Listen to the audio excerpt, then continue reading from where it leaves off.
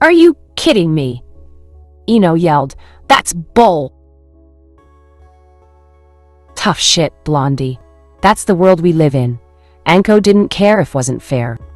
Ninja didn't really do fair, and the sooner they acknowledged that the better. Now I suppose you all want to rest before taking the test, she asked, but Naruto knew better than to fall for that. Would be nice, Ino said, and Hinata agreed with a nod. Too bad. The test starts now, kiddies, Anko cackled. Quest alert. The True Genin exam. Main quest, pass. Anko's, test to earn your right as a genin. Main quest completion. Keep your rank as a genin. Failure. Lose rank of genin. Quest is mandatory. Now the test is simple, we're gonna play hide and seek, Anko said, and though neither Hinata nor Ino thought it sounded that bad, Naruto and Hato became stiff. Oh no, both female teammates looked at Naruto. I've played hide and seek with her before. It's only ever been fun for Anko and Midori. Midori. Both girls asked before they saw the head of a snake popping out from Anko's clothes. Ino idly wondered where Anko was keeping that thing. Someone call me? The green serpent asked as she slithered out from Anko's trench coat. It talks, a surprised Hinata stammered, an act that was mimicked by Ino. Did you guys already forget? But then Anko recalled how the academy students had not been taught about summons. Yes, the snake can talk, and her name is Midori. Midori, Ino, and Hinata. Ino and Hinata. Midori, she introduced the three to one another. Greetings, Ino-san, Hinata-san. Midori bowed to the two stunned genin. Naruto-san, nice to see you again.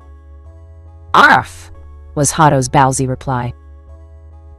And you too, dinner, Midori smirked when Hatomaru cowered behind Naruto. Whereas Naruto had a healthy fear of Anko, Hatomaru had a healthy fear of Midori. Especially since Midori could easily swallow the young ninkin under a second if she chose to. And she had. Getting the smell of snake juice off a dog was not fun. Alrighty, since that's done, here's what we're gonna do. I'm gonna hide and you three will seek me out. You have about 2 hours to do so. If the time passes and I've yet to be found, you fail. The woman produced an alarm clock and set it to go off in 2 hours. Wait, 2 hours? Ino cocked an eyebrow at the absurdity of it all. No sweat. Sure, Anko was a jonin, but half that time was plenty enough to locate her in the blonde's mind. Oh, that's not all, Blondie. There's a catch. Anko's grin came back full force. Nice going, Ino. Naruto knew the torture was about to begin. To make things a little fair, I won't be moving from my spot. The announcement only served to make the Yamanaka a little cockier. Wait for it, were the male blonde's thoughts. However, I will defend myself and Midori will also be there to defend me. Know what that means? The woman looked at Hinata for the answer. Ano. That means that not only do we need to find you, but use all strength to tag you as well. Hinata slowly answered. Her clan really did a number on her. Much like Naruto, Anko knew she'd have her work cut out for her with Hinata. Girl's smarter than she looks. Probably has brains on things she doesn't even realize. Correct. Good job. She smiled, and the girl blushed at the praise. If you want to tag me, you're gonna need to come at me with the intent to kill. Trust me, you won't get anywhere near me without doing this. Won't you get hurt, Sensei? Hinata asked. Though sweet of her to say that, it was kind of insulting too in Anko's opinion. I may have just gotten promoted to Jonin, but the power and skill difference between my rank and yours is pretty damn big. When I say come at me with the intent to kill, I mean go all out and use everything you've got to try and tag me. If you don't, you might as well go back to the academy, Anko informed them. Oh, and one last thing. Only the first 2 of you who tag me get to become genin and stay on my team. The other one is sent back and gets to listen to Yumino's lectures for another year. Not it! Naruto yelled. What? Ino yelled while Hinata became as stiff as a tree. Ready, set, go! Anko laughed before she and Midori subsequently disappeared. All that was left in their wake was a white cloud of smoke and kicked-up dust. All three genin were left momentarily stunned by Anko's sudden proclamation before they split up and began to track their teacher. Wonder how they'll do. Anko smirked before she began to relax and wait for her students to find her. It would be quite some time before they did. And much like she predicted, all three were using different methods to try and locate her. 23 minutes later. Damn it. Where the hell is she? Ino cursed before she moved on to another location. Ino came from a clan that was quite adept in the use of sensory ninjutsu, and was using it to her best ability to locate Anko. The only problem was that Ino had not concentrated as much on her clan techniques as she should have, and was now paying for her lack of skill in sensing others. Hinata wasn't faring any better either. While the Byakugan was known and feared throughout the elemental countries for its ability to see at far-off distances, the vital chakra points, and see through virtually everything, the eye was only as good as the one who used it. Compared to the other clan members of the main family at her age, Hinata was only capable of seeing 40 meters all around her compared to the usually 100. Her only saving grace was her ability to see even further than most in a singular direction. I can't fail. Hinata frantically searched for the location of her teacher. She had come so far, having been teamed up with the one she admired the most even, and Hinata did not to have it all end prematurely or in disappointment. While the two Kunoichi of his team searched for Anko, Naruto opted a more practical approach. You find her scent yet, Hato? Naruto asked his partner. The two had been looking for the woman for a good amount of minutes now, and neither one had any luck finding a trace, clue, or scent of where Anko could be. Arf, Hatomaru whined in response. Naruto frowned as he saw his partner become dejected at the fact that he couldn't get a scent on the woman. No prob, buddy. She's probably covering up her scent somehow. The boy frowned as he recalled the humiliation both he and Hatomaru faced some months back. Thanks to that, never did get the chance to give her some payback. Maybe... no, focus. Naruto chastised himself as his mind wandered off. Right now, he needed to concentrate on locating Anko. He'd be damned as hell if he went back to the academy after everything he did and accomplished so far. Use of his detection skill. Tracking to highlight any clues nearby proved no good. While the skill worked well in dungeons, Anko was a jonin and knew how to cover her tracks too well for his skill's current level to be of real use. Maybe I can try and find. I know you're there, Naruto announced. His detection skill? Detect presence coming into play? The hell? How'd he know? Certainly Naruto had gotten better in the last 4 or 5 months, but to be able to know she was there had not crossed the Yamanaka heiress's mind. Fine, plan B. Guess. I underestimated you. Ino revealed herself and began walking towards him in an attractive manner. So, Naruto-kun, what say you and I? Yeah, that little routine worked on Kiba because he's a horn dog, but when you're tutored by Anko for a few months, you get used to that crap. A barely pink Naruto deadpanned, his words making Ino miss a step, and become despondent that her seduction attempt failed. Ino had the looks, but her technique was pretty green, which might have worked, if only briefly, had he not been exposed such things thanks to Anko. Ino groaned and decided to cut the crap. Naruto wasn't the sharpest tool in the shed, but he wasn't a total idiot like he used to be either, alright? Fine? I'll level with you, Naruto. We both know that only 2 of us will be a part of a team. The way I see it, you and I team up and try to find Anko-sensei before this ends. You win, I win. It's a win-win situation where everyone goes home happy. How's it a win-win for all if Hinata fails? Naruto's glared at Ino for the hole in her logic. Smart and skilled as she was, Naruto had long since noticed that Ino sometimes let her ego get the best of her. Hey, I got nothing against Hinata. Naruto could tell that Ino was being honest when she said that. But Like it or not, Anko-sensei said, she'd only take on 2 of us and I, for one, am not going back to academy. Ninja are supposed to take advantage of whatever opportunities present themselves. Naruto frowned once more, only this time it was in regards to the current situation. Naruto remembered Hayate telling him about circumstances where teams sometimes consisting of only Jonin and a Genin. But that was due to apprenticeships, and that was pretty uncommon. Hayate had expressed interest in taking Naruto on as one, but in Konoha, the only ones allowed to take on apprentices were those who attained the rank of Jonin, as well as having a certain amount of years teaching Genin teams on a satisfactory level. As he began putting the pieces together, the lack of response annoyed Ino and caused her to leave. Fine. Whatever. I'll do this by myself. Realizing what had happened, Naruto called out to her, but the girl was already long gone. And a good distance away, damn it. Hato, can you find Hinata? Ah! The playful Bart confirmed that he could, and both of them made their direction towards their Hyuga teammate. Freaking waste of time, already past the half-hour mark, and with no luck in finding her teacher, Ino opted for a different tactic. Glancing up at the trees, Ino found what she was looking for and put her plan into motion. With her mind taking over the body of a hawk, Ino soared high into the sky to get a better view of the landscape. Ino scoured the land as best as she could, still getting used to the whole eyesight feature the raptor had, before she finally hit pay dirt. Found you. Triumphant. Ino willed her mind to return to her body. But just as she was about to head out, Ino found herself immobile and bound to a tree.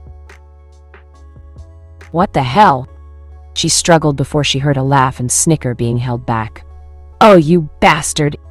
Ino growled as she spotted them. Ino knew that Hinata was too sweet to do something like this, so she directed her attention towards a grinning Naruto. When I get out of this, I'm gonna moisturize your skin to deal with the blemishes, Naruto taunted. Although true, Ino wouldn't give the smug Genin the satisfaction of knowing that. Before she could retort, Naruto covered her mouth. Yeah, I'm gonna need you to listen, and then unfurled some duct tape. Don't you even... Ino didn't get the chance to finish and found her mouth taped and her anger flaring. The Yamanaka heiress glared at the boy, and if looks could kill, he'd be dead 10 times over. Be happy it wasn't one of my socks. The boy smiled when she turned green, but the look of hostility remained. Okay, first off, lose the glare. Anko's look is 10 times worse than yours, so all you're doing is giving yourself future wrinkles, Grandma. Ino stopped, but he'd pay for that last comment. Now then, there are 2 options before you. 1. Hinata and I leave you here, bound, gagged, pissed off as hell and very vengeful. He had that last bit right. While Hinata and me try and land a blow on Anko-sensei and pass. Or 2, you can listen to what I have to say, and we all pass.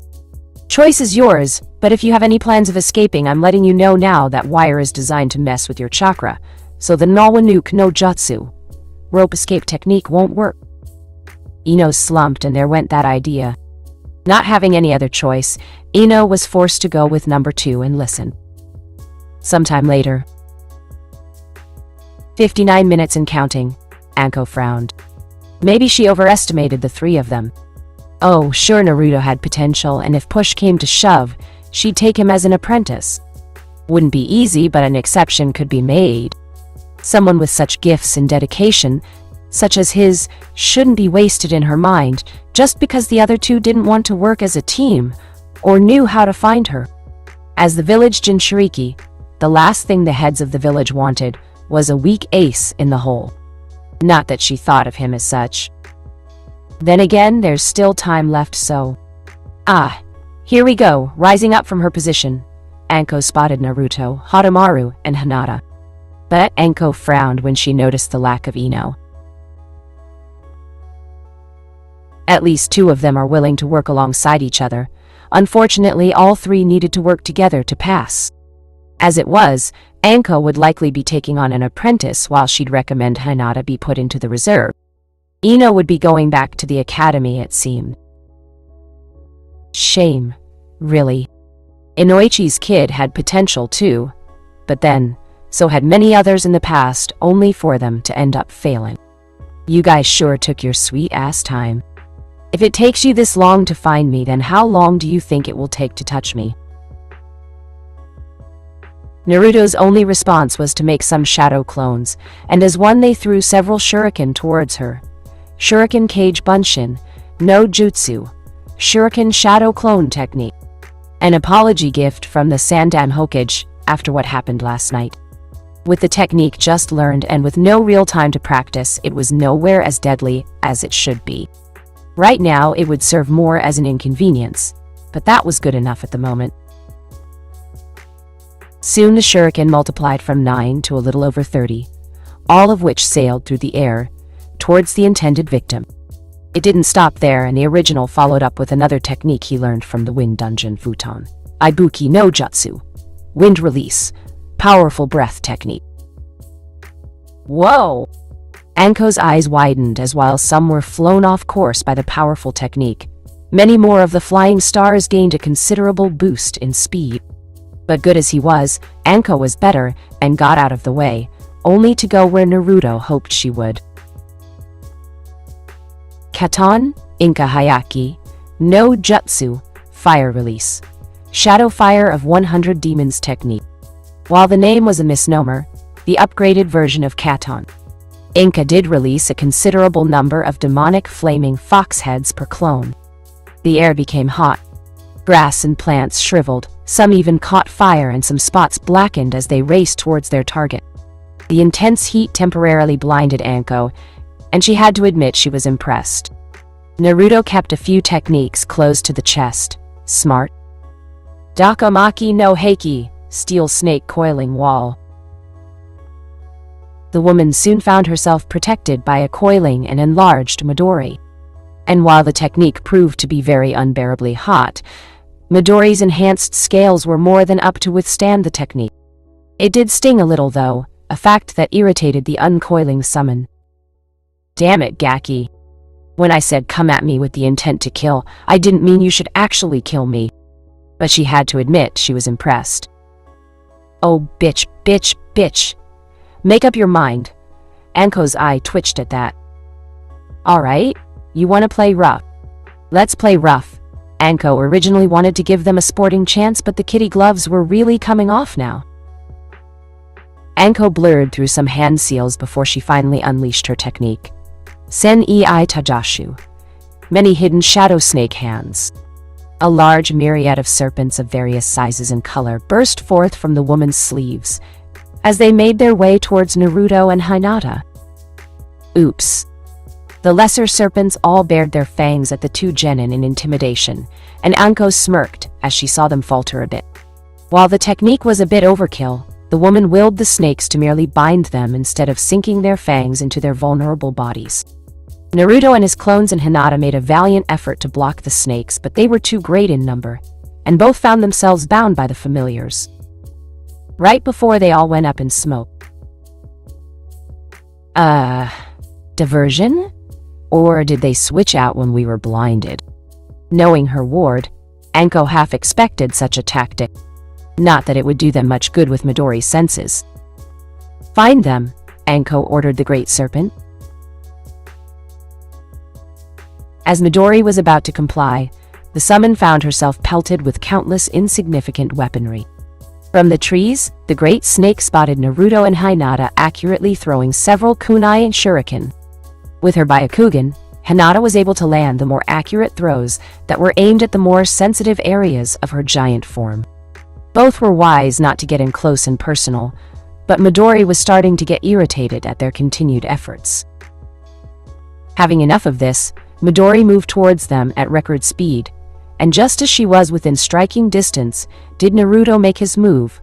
Bokufun, Akai Kutsua, Exploding Seal, Red Hot Hardship. Naruto and Hinata disappear in a puff of white, another distraction, and from multiple spots did the ground explode. Midori quickly found herself enveloped in an oh-so-familiar red cloud before her senses were set aflame. Naruto!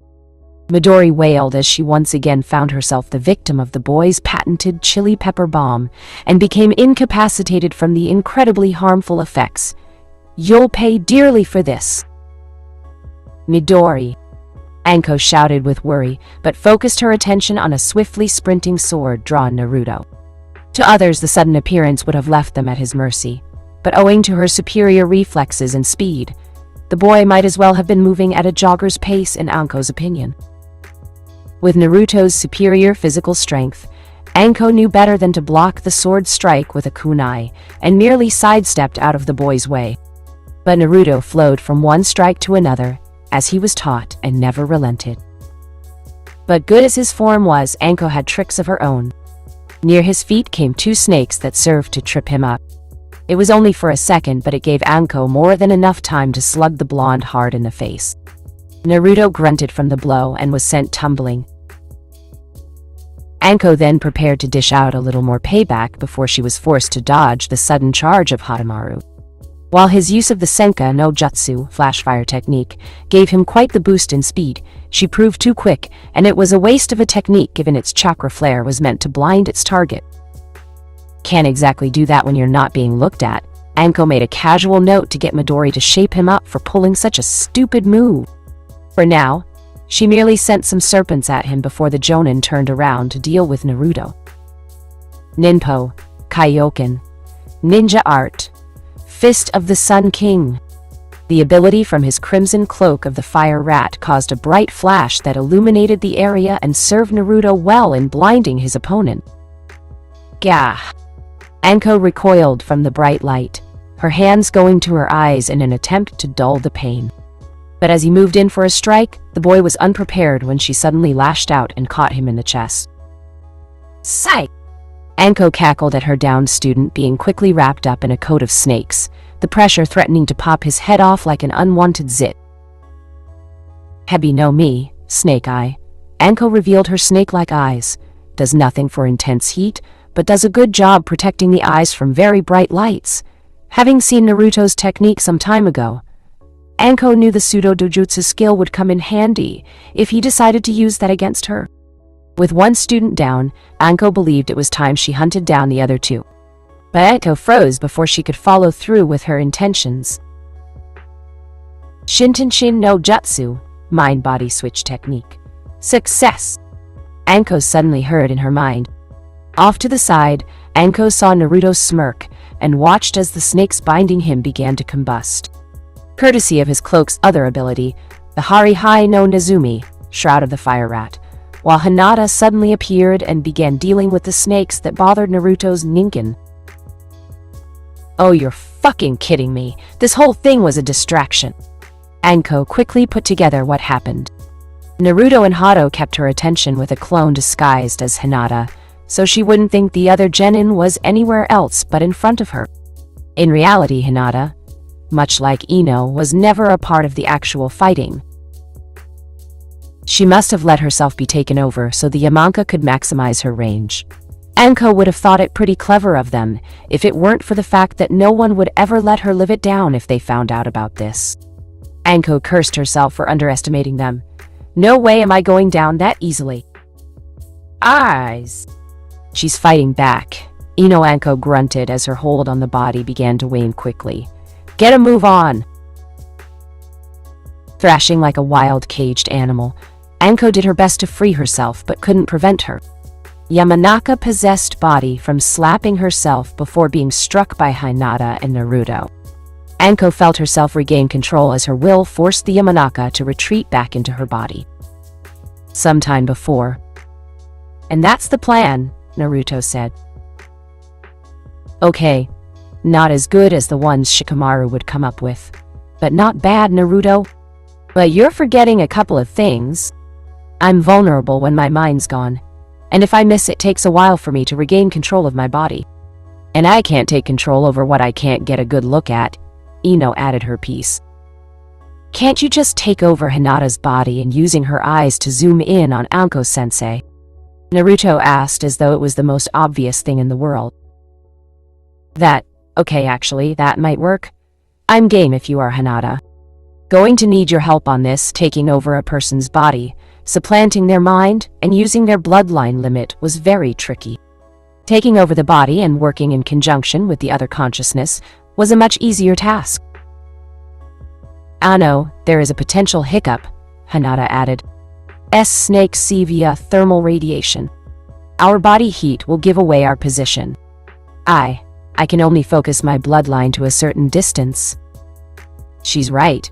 How the hell are we gonna hide from that? Ino would soon regret asking. Naruto's only answer was to grin as he pointed towards a mud pit. "Oh, no, there's no way in hell I'm going in there." Ino was against the idea.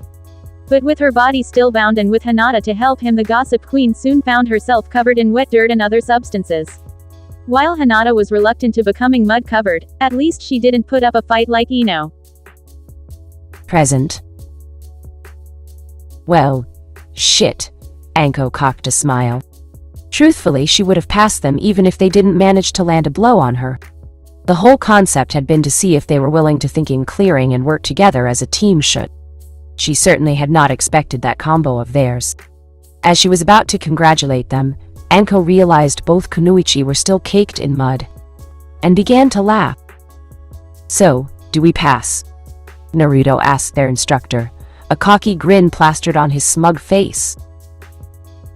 "Yeah, you pass, kiddies." Anko was still a bit miffed, but couldn't help but admit she was impressed. "But wipe that smirk off your face, Geki.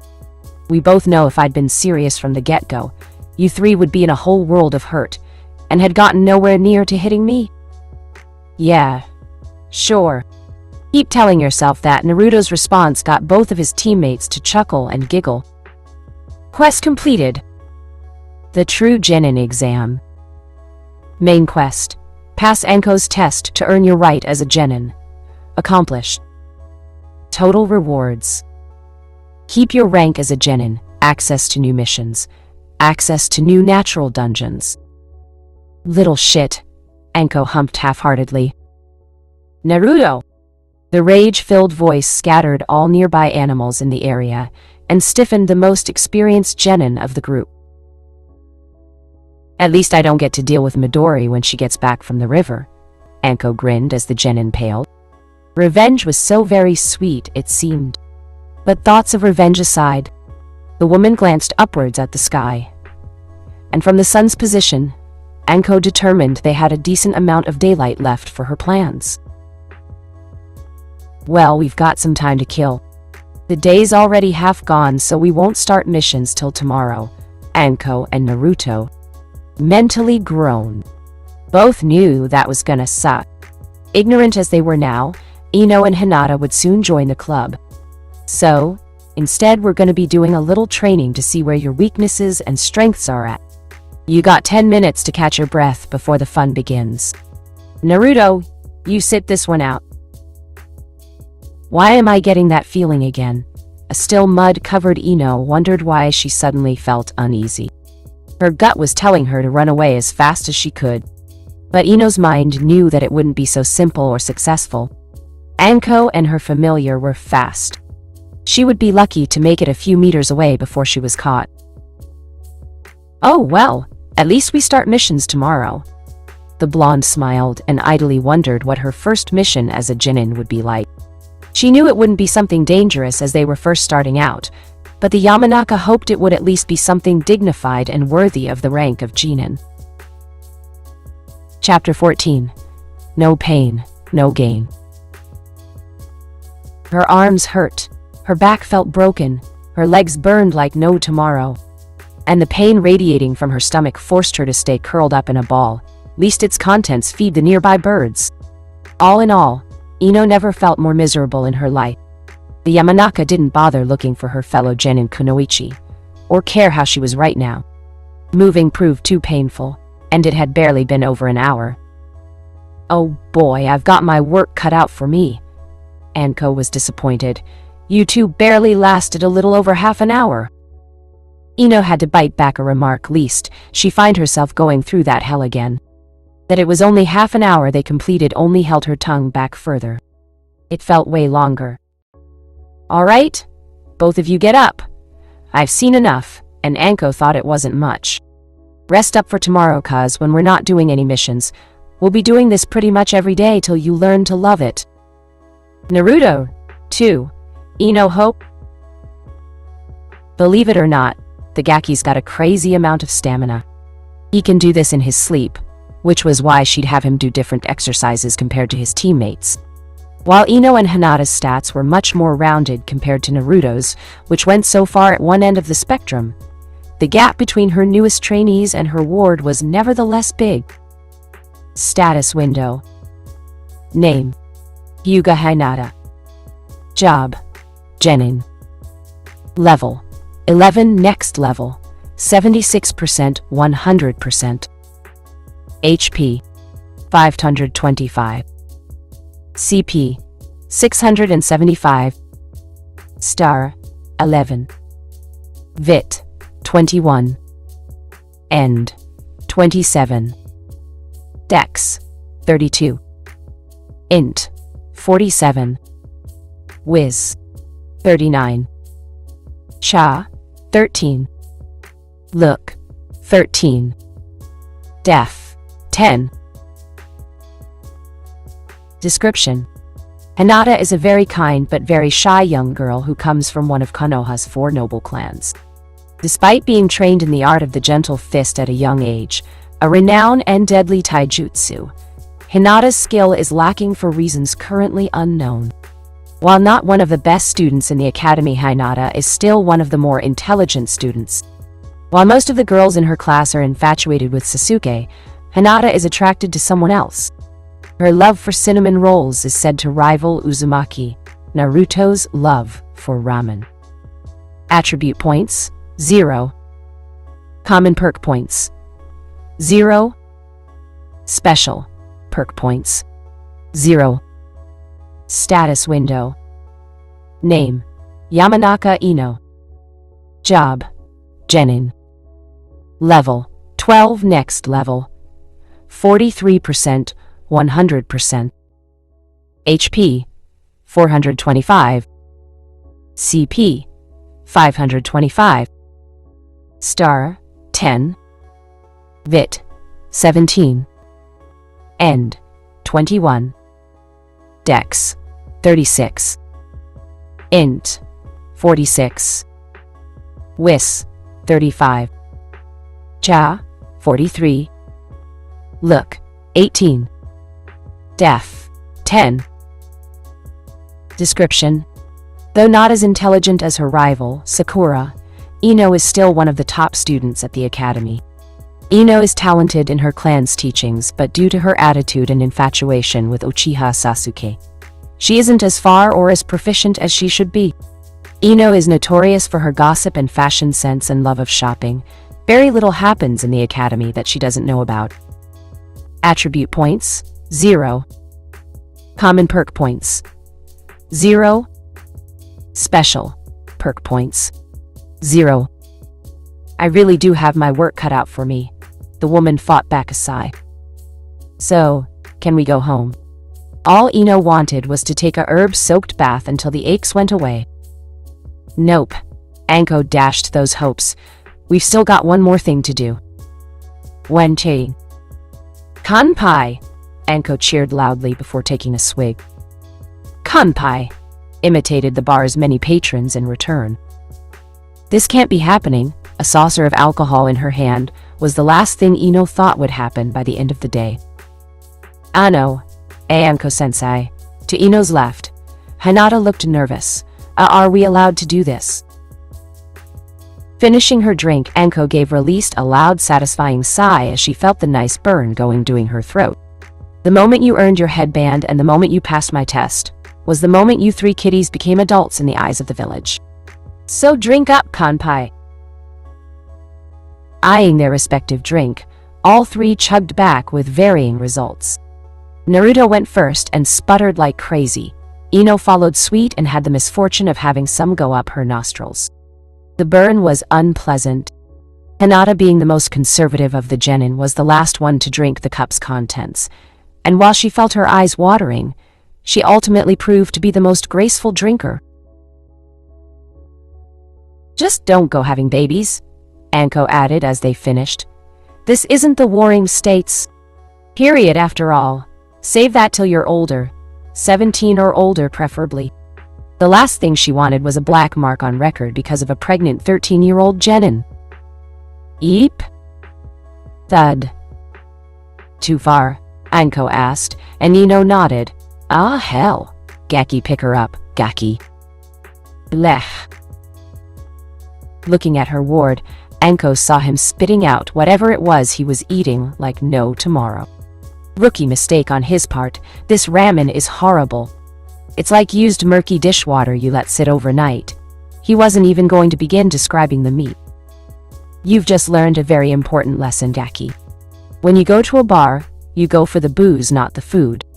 8 times out of 10, it's shit, was Anko's imparted wisdom. Hey, was the insulted bartender's reply.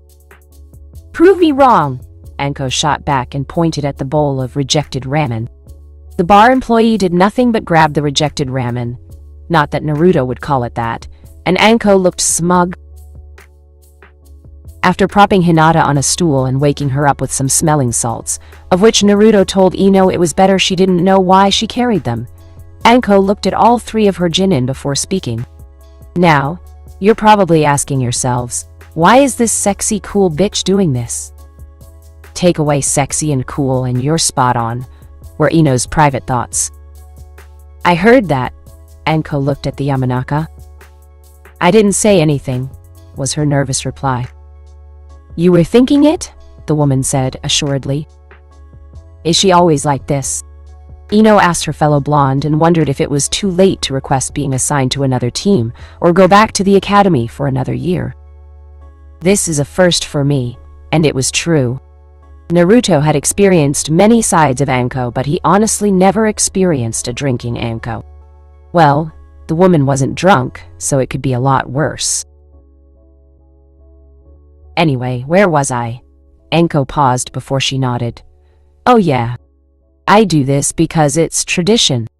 When a Jonin passes a Genin team, they take him out for their first cup of sake. Not many do it nowadays. Pussies? And it goes all the way back since the Shodai Hokage's time. Of course, he got drunk and started a bar fight. Hashirama-sama started a bar fight. Hinata couldn't wrap her mind around the idea. The old farts from that time, at least the ones that can actually remember it, said it was a thing of beauty. He drank them all under the table with one hand and beat them with the other. I mean, he accidentally ended up destroying the place. But when you're Hokage and the strongest ninja of your era, ye can get away with that sort of thing. The woman rambled a bit. Anyways, you guys are too young for that, so don't bother trying it. Does this have a point? Ino was honestly lost. Why were they doing this? Yes. Anko took a swig. Drinking with your team is a way to unwind and relax and get close to them. Nothing gets your lips looser than by drinking. And that brings me to the other point. Introductions. Introductions was the collective, though, of the Genin. You know, my name is Uzumaki Naruto, and I like dressing up in drag, Anko said as an example and smirked at the stiffening Genin. You'll pay for that, Anko-sensei. There was a memory best left forgotten. Seriously? Ino knew there was something juicy about that story. I can neither deny nor confirm. Though I lean more towards the former, had it been possible, Anko would have combusted by now. But that kind of intro. Who you are, what you want to be, dreams, hobbies, all that touchy personal feely crap. Tradition? Hinata asked.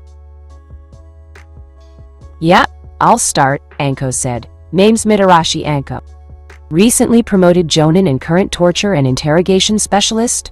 What I want to be? To be remembered as Konoha's best torture and interrogation specialist. Dreams. To find a certain someone, ignorant of her past, Ino and Hinata thought the woman meant that special someone. Naruto said nothing as it wasn't his story to share hobbies. Eating dango, trying new dango flavors, coming up with new torture methods, and performing tea ceremonies. That last remark threw all 3 off. Naruto especially, given he felt it was too girly of an activity for Anko to enjoy. Tea ceremonies. What? It's relaxing. The looks they gave her never shifted. Oh, whatever. Gaki. You're up. Pretty sure we already know, Ino interrupted. He never shuts up about it. Oi. Name: Uzumaki Naruto. Likes: ramen and fighting. Hobbies: pranks and learning ninjutsu. Dreams: becoming Hokage. Dislikes: Sasuke-kun and the amount of time it takes to make ramen. Ino finished. Tell me I'm wrong. You gotta admit she's pretty spot on, Gaki. Anko had no choice to admit that Ino's comments said it all. Got anything else to add? Naruto merely humphed and pouted but said nothing. Blondie, you're next, and no interruptions, Anko added. Darn it. There went that idea, Naruto thought. I'm Yamanaka Ino. My likes are gardening and Sasuke-kun. Anko groaned when she heard that. Sure, if the kid was like his older brother, he'd turn into a heartthrob when he got older. But the whole lone wolf thing Anko didn't really get. My hobbies are shopping and hanging out with my friends. My dreams. The girl giggled and Anko's eye began to twitch. She didn't need to read minds to know what the Yamanaka was thinking. Note to self: beat those thoughts out of her head, said the Jonin. Anko-sensei, you said that out loud, Hinata revealed. So, I wasn't going for a soliloquy, was Anko's response. Ino shuddered, and could only imagine what was in store for her. Pale eyes, you're last. Hi, Hinata bowed. My name is Hyuga Hinata. I like cinnamon buns, and...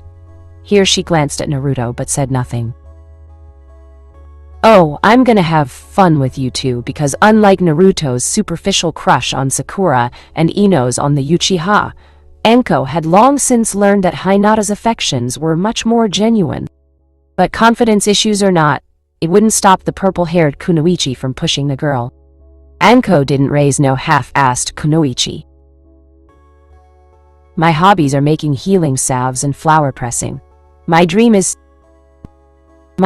to unite my clan. That bore a look of confusion from Naruto, but Anko's look stopped him from interrupting. My dislikes are shellfish, she finished. Okay, now that's out of the way, let's drink. Ayano, do we have to? Hinata asked. It's either that or we go back to the field and train some more. And trust me, alcohol-soaked grass doesn't look pretty the next day. Anko laughed when the contents of Ino's cup was instantaneously downed. So, before I call it a day, I'm gonna assign you all roles, stated the woman.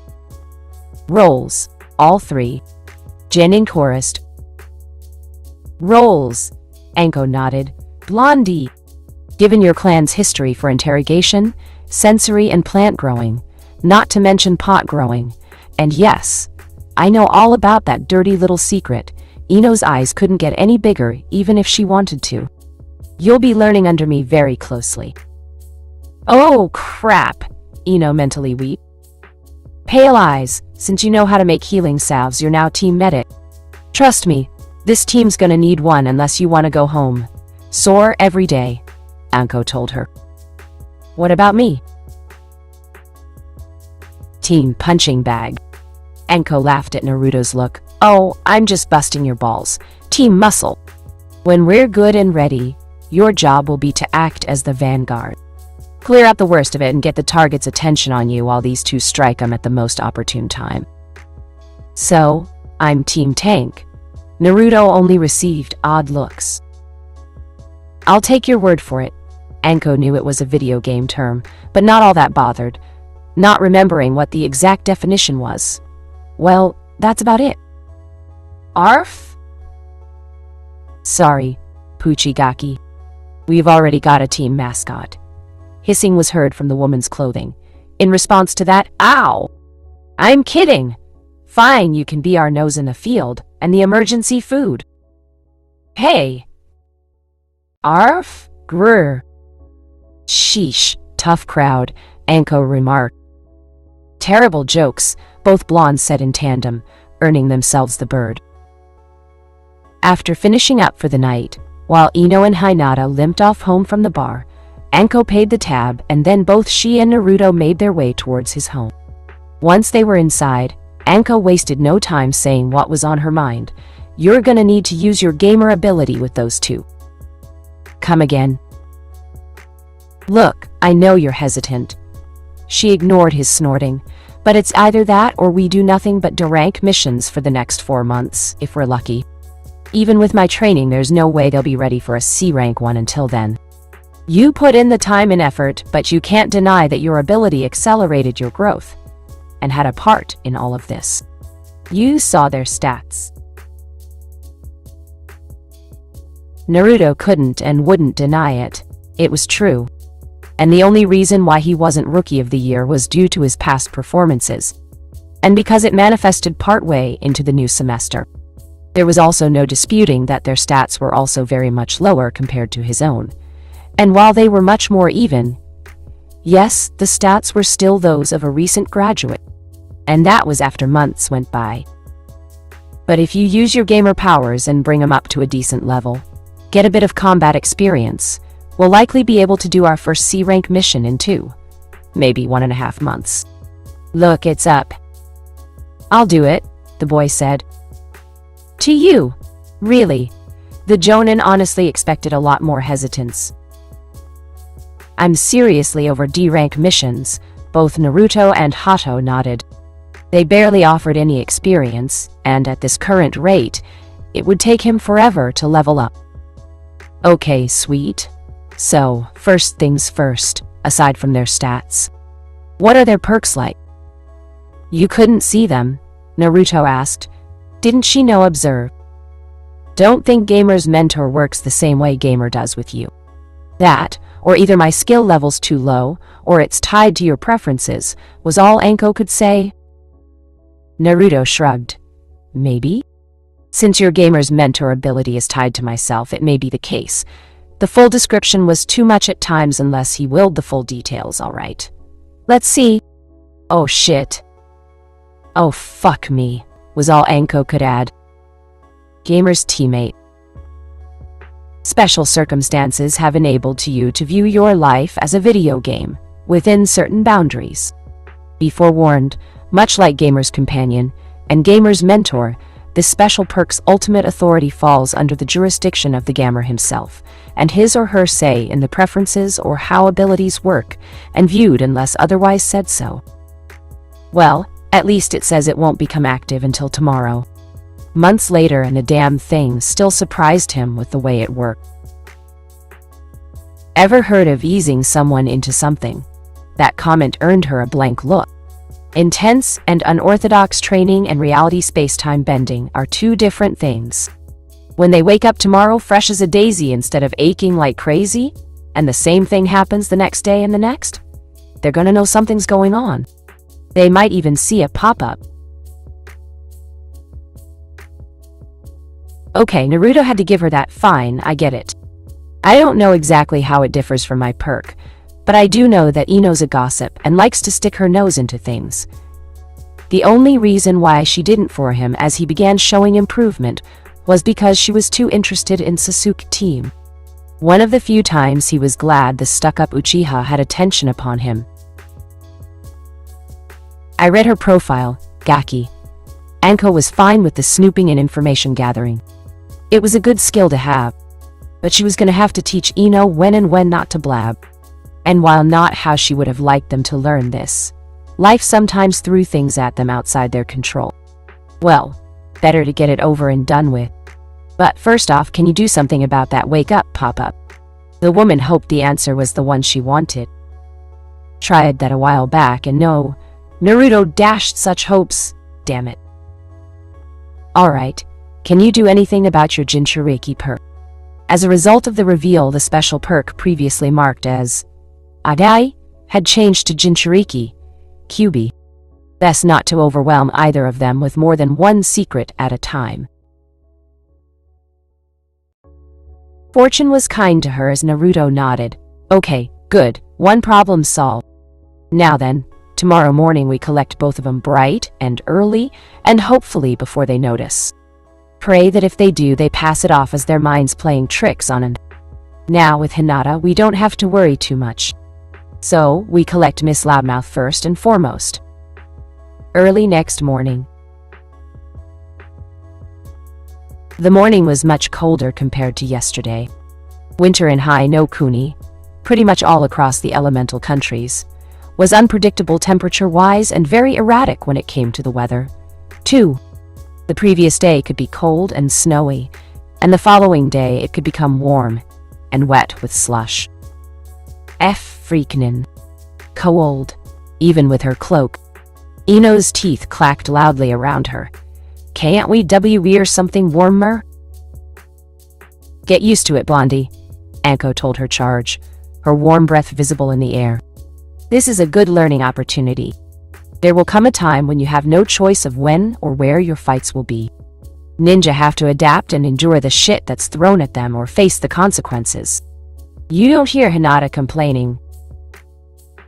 That's because she too nice to say anything. Comparing herself to the kind blue Annette wasn't fair. Stifling back a yawn, Ino looked up and groaned. The sky was dark and the sun had hardly risen, and a few stars could still be seen. All right, here's good, Anko ordered them to halt. Confused as to what they were doing exactly, Hinata asked her instructor, "For what at Anko-sensei?" Anko merely gave a cryptic reply, "I'll let the Gaki handle it from here. Trust me, you'll never forget this." "I'll believe it when I see it," Ino grumbled. Yeah, well, seeing is believing. Naruto began and knew it was now or never. Best to get it over with quickly, as the saying went. Instant dungeon. Zombie Dungeon 1.5. He called out and prayed. Neither thought bad of him after this. Instant, a bright flash blinded both her and Hinata, and stopped whatever Ino was going to say. What the hell? A wide-eyed Ino blinked once, twice, thrice before she shook her head at the landscape that greeted her. A burning, decrepit village similar to Konoha, with echoed moans being heard nearby. Below the building she was on, Ino saw walking corpses walking aimlessly, dead birds cawing, and sinister-looking cats darting from rooftop to rooftop. Okay, decent horror movie illusion, with a bad name, but kind of useless, really. Ino-chan. Hinata was about to speak up before her teammate held her hands up and performed the Jinjutsu Kai, illusionary technique disruption, to rid herself of the harmless technique. Okay then. Oh, what the hell? Ino frowned as the sight from before remained firmly in place. Really smooth, Naruto. Ino glared at him, but the boy just stood there with his arms crossed. Hinata was about to talk to her teammate once more, but she felt her teacher's arm rest on her shoulder. Anko merely shook her head, and the Hyuga remained silent as Ino continued her doomed attempts. With each failure at dispelling the technique, Ino added more and more effort and power into ridding herself of the illusion. But each failure only further added to her frustration before it became too much for her. Okay, what the hell is going on? Ino yelled, having had enough of this and wanting it to end. How do you get rid of the damn thing? You can't, Anko told her. It's real. Bullshit! Ino couldn't believe that. How can any of this be real? Bloodline limit, Naruto revealed. Don't ask. I'm still trying to figure out how it all works. Short version, I have to live my life like a video game. Come again. Ino thought she heard wrong. The answer's not gonna change, Ino. I have the ability to warp time, space, and reality to get stronger more quickly, said the gamer. Do you have any idea how powerful a bloodline limit that is? Ino asked. Almost half a year ago, I was at level 5, and now I'm level 24, he mentioned. Yeah, so? You guys only went up a few levels, was the reveal. Curious, Ino asked. What's few? You went from level 8 or 9 to 11. Give or take, he elaborated. I'm dreaming, aren't I? The Yamanaka simply stated. Huh? Oh, for fuck's sakes, Anko groaned.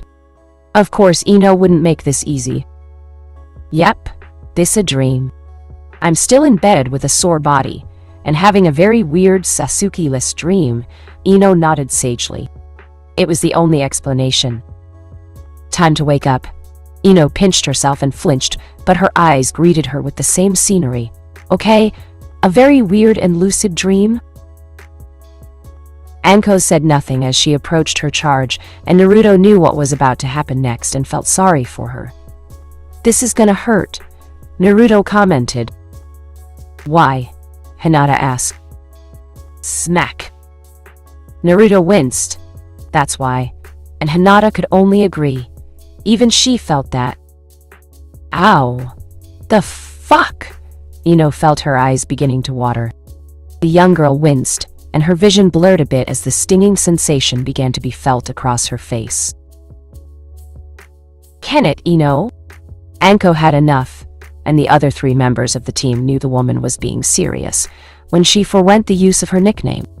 Shit like this will happen again in the future, and you damn well better come to terms with it if you want to make it as a kunoichi. Like hell, where the hell are we? Ino was seriously starting to freak out. Being from a ninja clan that went back generations, nearing 500 years, Ino knew that as a ninja, she'd have to expect for the unexpected, like Anko said. But even this was pushing it to a whole other level. Relax. Naruto began before was cut off by the Yamanaka. Don't tell me to relax, Blondie, was the girl's response. Where the fuck are we, and what did you do? And don't think I won't pick apart that peanut-sized brain of yours. Say what you want, but damn if this girl's got spunk. Anko was seriously going to have fun teaching some of her more fun and squeal like a pig techniques to the Yamanaka. In a dungeon, Naruto told her. Dungeon? What the hell are you talking about? Was her heated reply. Look, like I said before, I don't know how or actually care how I got it, but I have the ability to live my life like a video game, he repeated. Right, Ino drawled. And Hinata here is secretly a sadist with a tight leather fetish who gives out spankings. Hinata blushed bright red at that. Didn't know you were kinky? Pale eyes. Anko smirked, and Hinata blushed even further. And Anko could tell she was on the verge of fainting. But the Gaki's telling the truth. It's a tight-lipped secret. If it's so tight-lipped, why are we being told? Ino decided to humor them. Because as my teammates, it's also affecting you guys. Naruto's reply brought any rebuttal Ino would have up short. Affect? Us? Hinata asked. What do you mean? Ino gave him a look. Apparently, as my teammates, you guys are being affected by my bloodline, too. You'll be able to live your lives like a video game within certain limits, he told them. Ano. How? Did you guys realize you woke up without being sore? Hinata nodded hesitantly, but she honestly believed she was still too tired for her mind to properly register the pain. Well, yeah, Ino responded. So this is not me dreaming. No, Naruto shouted. This is a lot to take in. Ino didn't know what else to say. Honestly, she didn't know why she wasn't freaking out even more. What are the other benefits? Chakra and health point restoration, Naruto began. You can be running on empty the previous day, and the day after they'll be fully restored. Works for mental and physical fatigue, Q. That's insane. Ino couldn't help but gawk. Unless one had a unique ability or bloodline limit, or family hidden method. And even then it wasn't perfect. A person's fatigue and chakra didn't recover that quickly? It's also incredibly useful. Ino couldn't help but mentally agree with Anko's statement. Is that why you were accused, Naruto-kun? Hinata asked. Spot on, Anko acknowledged the girl's insight. The Gaki's ability lets him enter dungeons, alternate realities he uses to train and become stronger. Unfortunately, when the incident with the scroll happened, he was in one for about 2 hours, so it didn't exactly help his case when they went looking for him. Ino would have asked why he simply didn't say anything to the Hokage beforehand. It was no village secret that the Sandaime and Naruto were close. But given that she was still having a hard time believing, and she was seeing it too, she could guess why nothing was ever said despite their relationship. Revealing something as big as this likely wasn't easy. It was a lot to take in. Okay, fine. I don't like this, Anko scoffed. There was a shocker. But why are we here? I thought you were more than just a pretty blonde. Anko's remark earned her a scathing look that she ignored to get you two up to speed. And if you can't handle this, then how the hell do you expect me to think you can take on more challenging missions? Anko watched as Ino closed her eyes and watched as her newest ward took in deep breaths and massaged her forehead. Anko was curious to see her hand glow a very light blue before she realized it was chakra. Must be that Yamanaka technique Inoichi uses.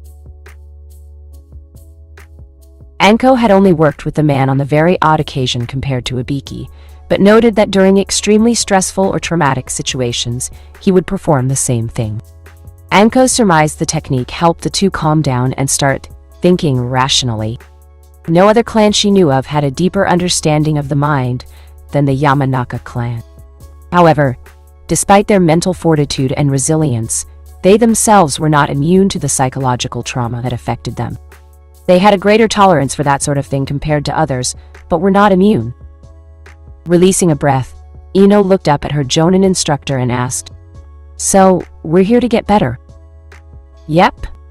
From now until I deem you two ready, we'll be spending most of our time doing this," Anko hoped the Yamanaka, finally. But won't we have to do D-rank missions?" Hinata asked.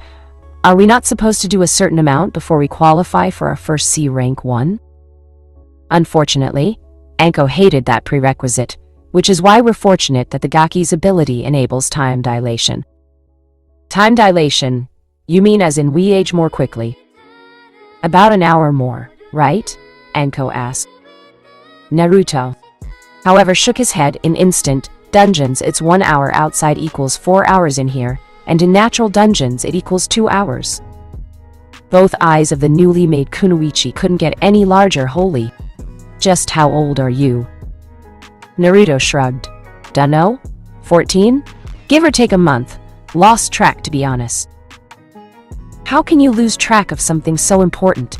Ino knew that the benefits were evident. 8 hours of training done in only 2? Turning into a teenage heartthrob much earlier? Actually, those were the main 2 she could really think of when she really thought about it. So what else can we do here? Well, you can die, Ino paled, and Hinata looked alarmed. But you get resurrected if you do. Unfortunately, you lose any XP you earned that didn't result in a level up. You learn combat skills more quickly in dungeons compared to merely training outside of them. You get loot, items, skills, money. Hold up! You earn money. You get it from defeating a monster or by searching here and there. But, yeah, you earn monster loot. Though that's mostly from humanoid ones, and if you beat the dungeon boss. Naruto finished. Dungeon boss? Hinata asked. Ino, however, had Ryo signs in her eyes. Is that the leader of the dungeon? They're pretty much the toughest and baddest monster here. You'll know 'em when you see 'em. Most times it's just one, but some dungeons have 2 where they fight with subordinates. They're not easy to deal with unless you're at a decent level, and with your levels and stats, this one's not going to be easy for either of you. The sight of either of them getting stepped on despite not actually dying wasn't something either Naruto or Anko wanted to see anytime soon. Well, not Naruto at least. Anko was give or take. Okay, got it. Contrast to her previous behavior, Ino was now eager to go. Ooh, I'm getting a mini-me. Anko's mental cackle sent a shiver down the spines of many unseen individuals. It's pretty simple. You see an enemy, you kill the enemy, you grab the loot, and then rinse and repeat. Ino blinked and gave her a blank stare. I mean, aren't you going to give us any pointers? Nope. Anko smiled. This is trial by fire. You two are gonna fight on your own while I assess from the rooftop. This is a learning opportunity for both of us. I'll learn how you two fight and determine what needs to be improved on, and what I think you'll benefit from on the outside. And Naruto. My level's too high for this place. I get loot, but any XP I'd get almost amounts to 0 unless it's the boss. Naruto revealed. Hop to it! You both have 1 hour. Oh, and I'll be keeping tally of your progress. And just an FYI, if one of you dies, I'll make yesterday's torture session look like a freaking picnic when you get back. Well, that answers that question. Naruto noted and watched as both Hinata and Ino took off. Off the side, Anko created a single cage bunshin that took off after Hinata while the original head off towards Ino. Naruto, on the other hand, merely sighed. Looks like it's just you and me, ho. Thanks, buddy. Noticing his Ninken was gone, Naruto sat down onto the building filled with Walking Dead. 3 weeks later. This freaking blows, Ino mentally shouted as she continued on with the mission of the day. Not only were her arms still sore and tender from the dungeon and the torture session Anko-sensei liked to call training that followed soon after, but she and her team were currently painting the house of another. And they were using a paint that Ino immediately knew clashed with the house's appearance. She was fairly certain the owner would ask another team to repaint in another D-rank mission. While Ino had never been the most physically gifted student in the academy, she liked to believe she was better than most. But Anko-sensei had since ripped that notion apart. 3 weeks had passed, although thanks to the time dilation it was almost 5, since the woman stated she had a while to go before she deemed her stamina and taijutsu as acceptable. And Anko's standards and definition on what was deemed acceptable were much different than those of a Chunin instructor. And perhaps even normal Jonin. Ino recalled how 3 weeks ago when she limped on home the moment she was done for the day. Just as soon as she entered her clan home was the young blonde Yamanaka greeted by her father, Inoichi. Ino loved Inoichi as any child would their parent, but found the man a tad overbearing at times as he constantly fawned over her well-being, and made a point to let him know. Guess that's why he laughed when I talked about missions. She recalled how her father tried, and failed to stifle a laugh when it came to her mission expectations. Her mother, on the other hand, merely smiled and didn't say a word, but knew the woman was laughing inwardly. Being from a ninja clan that had been a part of Konoha since its founding, Ino knew that genin would do D-rank missions for the first little while before their teachers felt they were ready to take on more demanding tasks. Anko had even said so herself. But even she didn't think it was going to be this bad. At the moment, they had completed around 13 D-rank missions together, counting this one, and all of them sucked in Ino's mind. Some like weeding gardens and picking up groceries and supplies for the elderly. She could tolerate as she did similar tasks for her family's floristry and apothecary. Others, such as babysitting whiny children, cleaning in and out of houses, or cleaning the Inuzuka kennels, were not the kind of missions the girl tolerated. The Yamanaka knew both her teammates were just as peeved as she was when it came to these kind of missions. Naruto being the more vocal of them, and while Hinata remained silent, Ino could read the girl's facial expressions, and knew she did not find these sort of missions thrilling either. The only saving grace was that Naruto knew some solid clone techniques, so the process was taking less time than it would have normally taken them. But that only meant more torture sessions. Anko said they'd continue this routine until either of their stats increased to respectable levels and until their basic academy skills reached the mastered. If all went well, they'd accomplish one of those by the end of the day, given how quickly they were able to complete this task than originally anticipated. Oh God. Ino wanted to cry as the thought popped into her head. Stop crying, Blondie, Anko called out. Ino knew the woman knew why she was saddened. Much as she disliked the hell she went through, the Yamanaka couldn't deny that Anko had gotten an effective schedule for them. It varied to shaken things up, but the most reoccurring one was they'd get up early in the morning before most were awake. Ino and Hinata had since learned to go to sleep much earlier if they could, and do some combat sessions with the undead, and then followed up with some training to get their blood pumping. On average, that lasted almost 8 hours in the morning. Then they'd do another 4 or 5 in the afternoon after completing a daily mission and lunch to refuel. It was repetitive and at times boring, but Anko said they'd have to get used to it since that was expected of the ninja lifestyle. Training, as Anko liked to call it, was hell for all of them. Less so for Naruto and his ninkin, as they were familiar and used to them. Anko-sensei wasn't kidding when she called him a stamina beast compared to him. Well, Ino had to begrudgingly admit that neither she nor Hinata came close. Nor did Anko-sensei, for that matter. Which was why Ino and Hinata's training focused on the physical. The woman also taught both of them a few other little tricks she thought would be well suited for them as well. Anko did this because while their clan techniques were good and all, a shinobi needed to branch if they were to survive. Ino could attest to that. It wasn't widely known, but not all members in the Yamanaka, Akimichi, and Nara clans got along with each despite popular belief. Okay, and that's that, Ino heard Naruto say, and the Yamanaka inspected his work. Not the greatest job in the world, but it could be worse. Ino scrutinized, but it was not her problem. If the client wanted professional work done, then they should have hired professionals instead of genin. After Anko was done inspecting the work of her genin with the client, the woman took out a scroll and received the person's signature as proof that the work was done to their satisfaction. Still a little too early for lunch, Anko said as she looked at the sun's position in the sky. At the moment, it was only 10 after 1. Change of venue, kiddos. We're taking another mission today. Anko grinned as all three groaned. Just kill me now, Naruto moaned and wanted the torture to end. If there's a merciful god out there, please strike me down. Oh no, you don't. If Hinata and I have to endure this hell, then so do you. Right, Hinata. Ino looked at her fellow teammate and hoped the girl's crush on the blonde idiot didn't win out. Hi, it wouldn't be fair to us, Naruto-kun.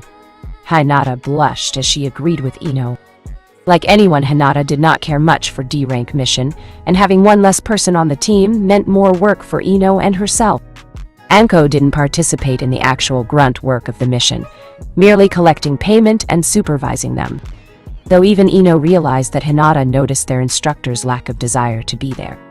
Again, who wouldn't? Oi, Hinata, you coming? Ino watched as Naruto's sudden call broke Hinata from whatever musings she was having, and the Hyuga realized she had been lagging behind. Hi! Hinata responded to her crush and jogged over till she was behind their sensei, the young Hyuga hiding her blushing face from her crush. Hey, pale eyes. Quick question, the group heard Anko ask. Nearly 5 weeks together had Ino accept the unoriginal nicknames they were given. Was part of the woman's unique charm. Naruto was Gaki. Hadamaru was Puchi or Puchi Gaki. Hinata was Pale's Eyes, and Ino was Blondie. In hindsight, it could have been a whole lot worse as nicknames went. Unoriginal they remained, but still could have been worse. Hi, Anko-sensei? The young genin wondered what she was going to ask. The Baikugan can see through anything, right? Anko began, and Hinata nodded. Does that include clothes? All three stopped as they processed the meaning of it, huh? Oh, don't act all innocent. We all know you have your eyes on a certain someone. Anko grinned as Hinata became embarrassed. Who? Naruto asked, much to Ino, Anko, and even Hadamaru's embarrassment. How the hell did he improve so much but still be this clueless? Oh right, low whiz. Ino had half a mind to just say it was him that Hinata was crushing on. But for the Hyuga's sake, she decided against it. Ino knew if she did, the relationship between her and Hinata would be strained if she denied Hinata the right to say it herself. You wouldn't know him, Gaki. He's a bit of an idiot. Anko, along with Ino, chuckled at the boy's cluelessness. That's not true. Hinata mumbled lowly. Too low, in fact, to be heard by anyone. But you haven't answered my question. Ever get tempted to see what's beneath another's wardrobe? She wiggled her eyes suggestively, and Hinata began to fluster and blush like mad. No, I'd never... but... Hinata stammered. Oh, come on. There's no shame in admiring another's body. Use Naruto as a guinea pig if you want, Anko grinned. What? Leave me out of this, Naruto yelled. Thud. Huh? Naruto looked to his side and noticed Hinata had passed out cold on the ground. Anko's suggestion had proven too much for the girl, and her mind had gone into overload from the suggestive thoughts that flowed through it. Oi, now look what you did! Naruto accused his teacher and tried to wake up his unconscious teammate. Too far. Anko surmised she had gone a wee bit overboard again. Nah. Still funny, she chuckled as Naruto tried to wake up Hinata. Well, seeing as how you're the closest to her, I guess you won't mind carrying her to the Hawkage Tower. Ino had to give Anko points when it was due. She's crazy, but she's good, Ino realized and watched as Naruto hosted Hinata up with ease and started giving the girl a piggyback ride. All right, let's go. Both Anko and Ino watched with snickers on their faces as Naruto marched onward with their unconscious teammate. Man, I wish I had a camera, Anko cursed her luck. Having a photo of this would make for some great memories to look back on with fond nostalgia. The woman decided to invest in one when she had the time before her team headed towards the Hawkage Tower for their next mission. Minutes later, and one funny as hell way to wake up for Hinata, who fainted once more, and Team 8 arrived inside the Hawkage Tower to greet Hiruzen. Back already, teammate. Hiruzen was surprised by how quick they finished the mission, more so as he saw Naruto and Hinata. Didn't know you two were this close, Naruto-kun. The man chuckled at the boy's embarrassed look. GG. The boy's whine only served to make Ino, Anko, Iruka, and Hiruzen laugh.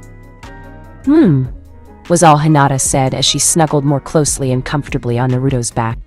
The young male blushed lightly at the action. Oh, how I wish I had a camera right now. The man smirked and idly wondered how Hayashi would react. The Hyuga clan head had nothing against Naruto in terms of being the Jinchuriki, and was more cautious than anything but knew he'd be wanting answers if he saw his daughter's current predicament. Mission didn't take long thanks to the shadow clone technique the Gaki pulled. The woman was kicking herself for not thinking of it sooner. Using this method, they'd be able to do more D-rank missions faster, leaving them more time to train and increase their skills. Ino would curse up a storm, but she'd deal with it. Hiruzen sighed as he heard that, though Anko, the purpose of the D-rank missions are to promote teamwork among newly graduate genin, she finished. In all honesty, Hokage-sama, that logic isn't very sound considering most D-rank missions so far have involved my brats doing individual manual labor. Do you have anything more exciting and challenging?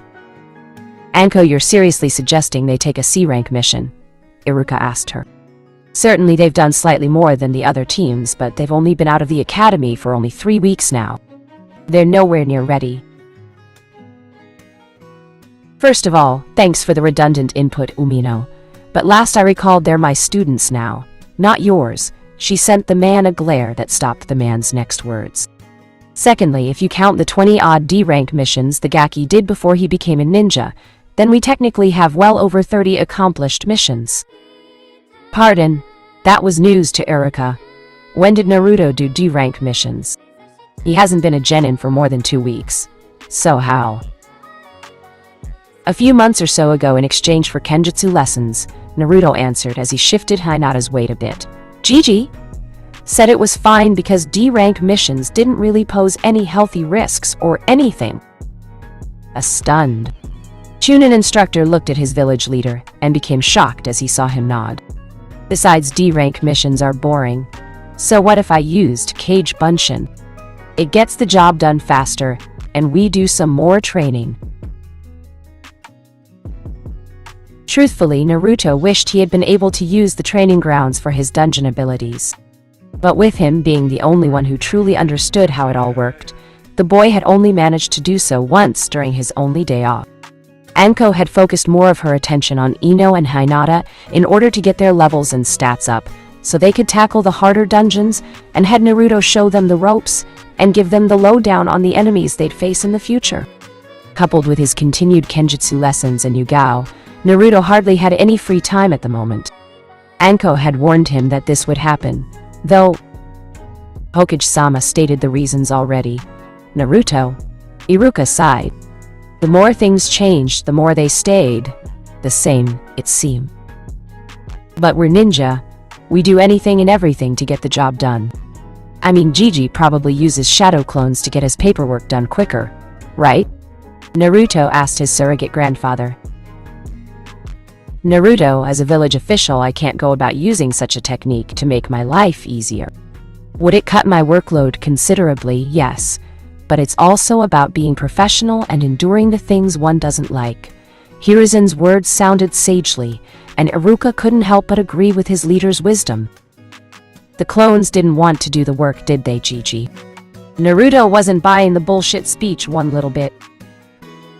Unfortunately, no. Hiruzen cracked a bit, and both Ino and Iruka's jaws hit the floor, as the man blatantly agreed with Naruto's deduction. The damn things knew that paperwork never ends. I thought I found the solution long ago with the shadow clones, but they ended up being a bust. As the man known as the god of shinobi looked like he was ready to weep in front of them, Anko looked towards her senior student. Still want to be Hokage Gaki? I mean, look at him. Sure, you get the prestige of being the strongest in the village and leader, but you're pretty much stuck behind a desk all day doing paperwork for Kami knows how well into the night.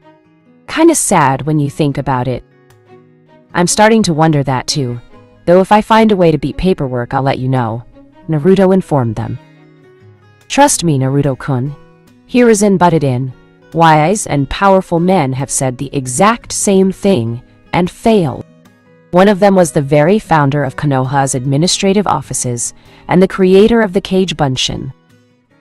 Okay, what the hell is going here? I thought we came to get another mission, not get into some weird debate. Ino honestly preferred doing a mission than having to endure one of Anko's torture sessions.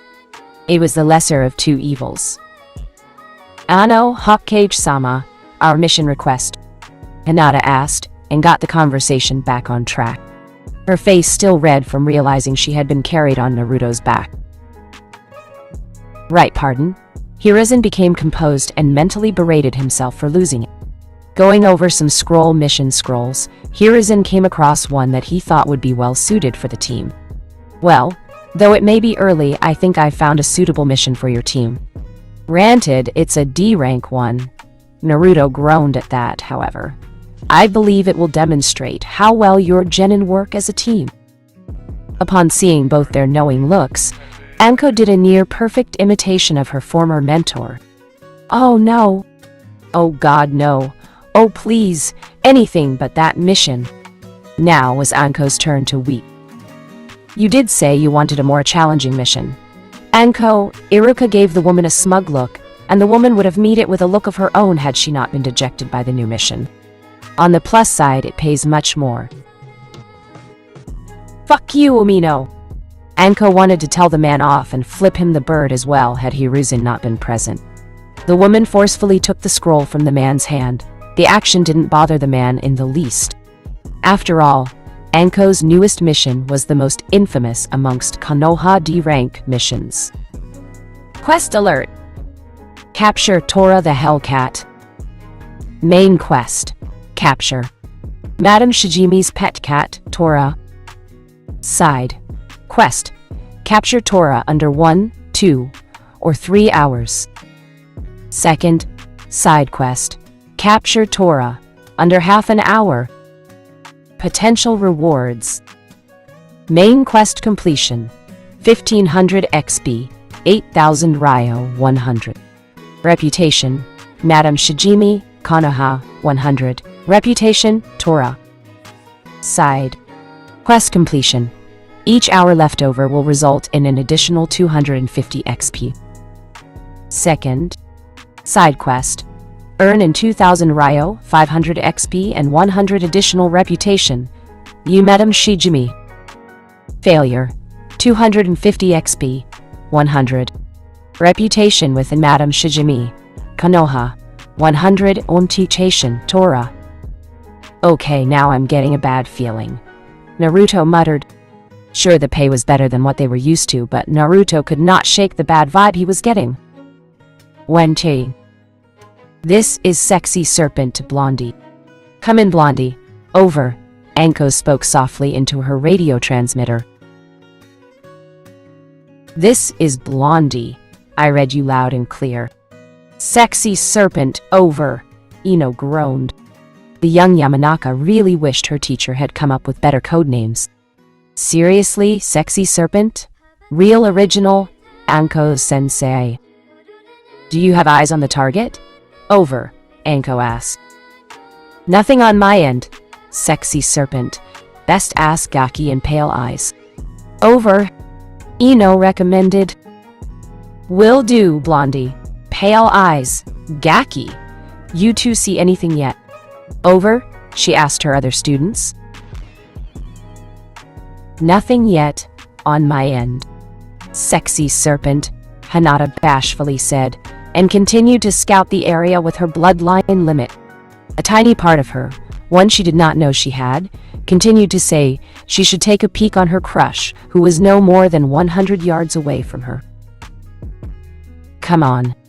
You know you wanna, a tiny voice from the darkest recesses of her mind faintly echoed in her mind. But Hinata shook her head in order to focus on the mission. Copy that, Pale Eyes. Gaki, what about you? Over, Anko asked her only male student.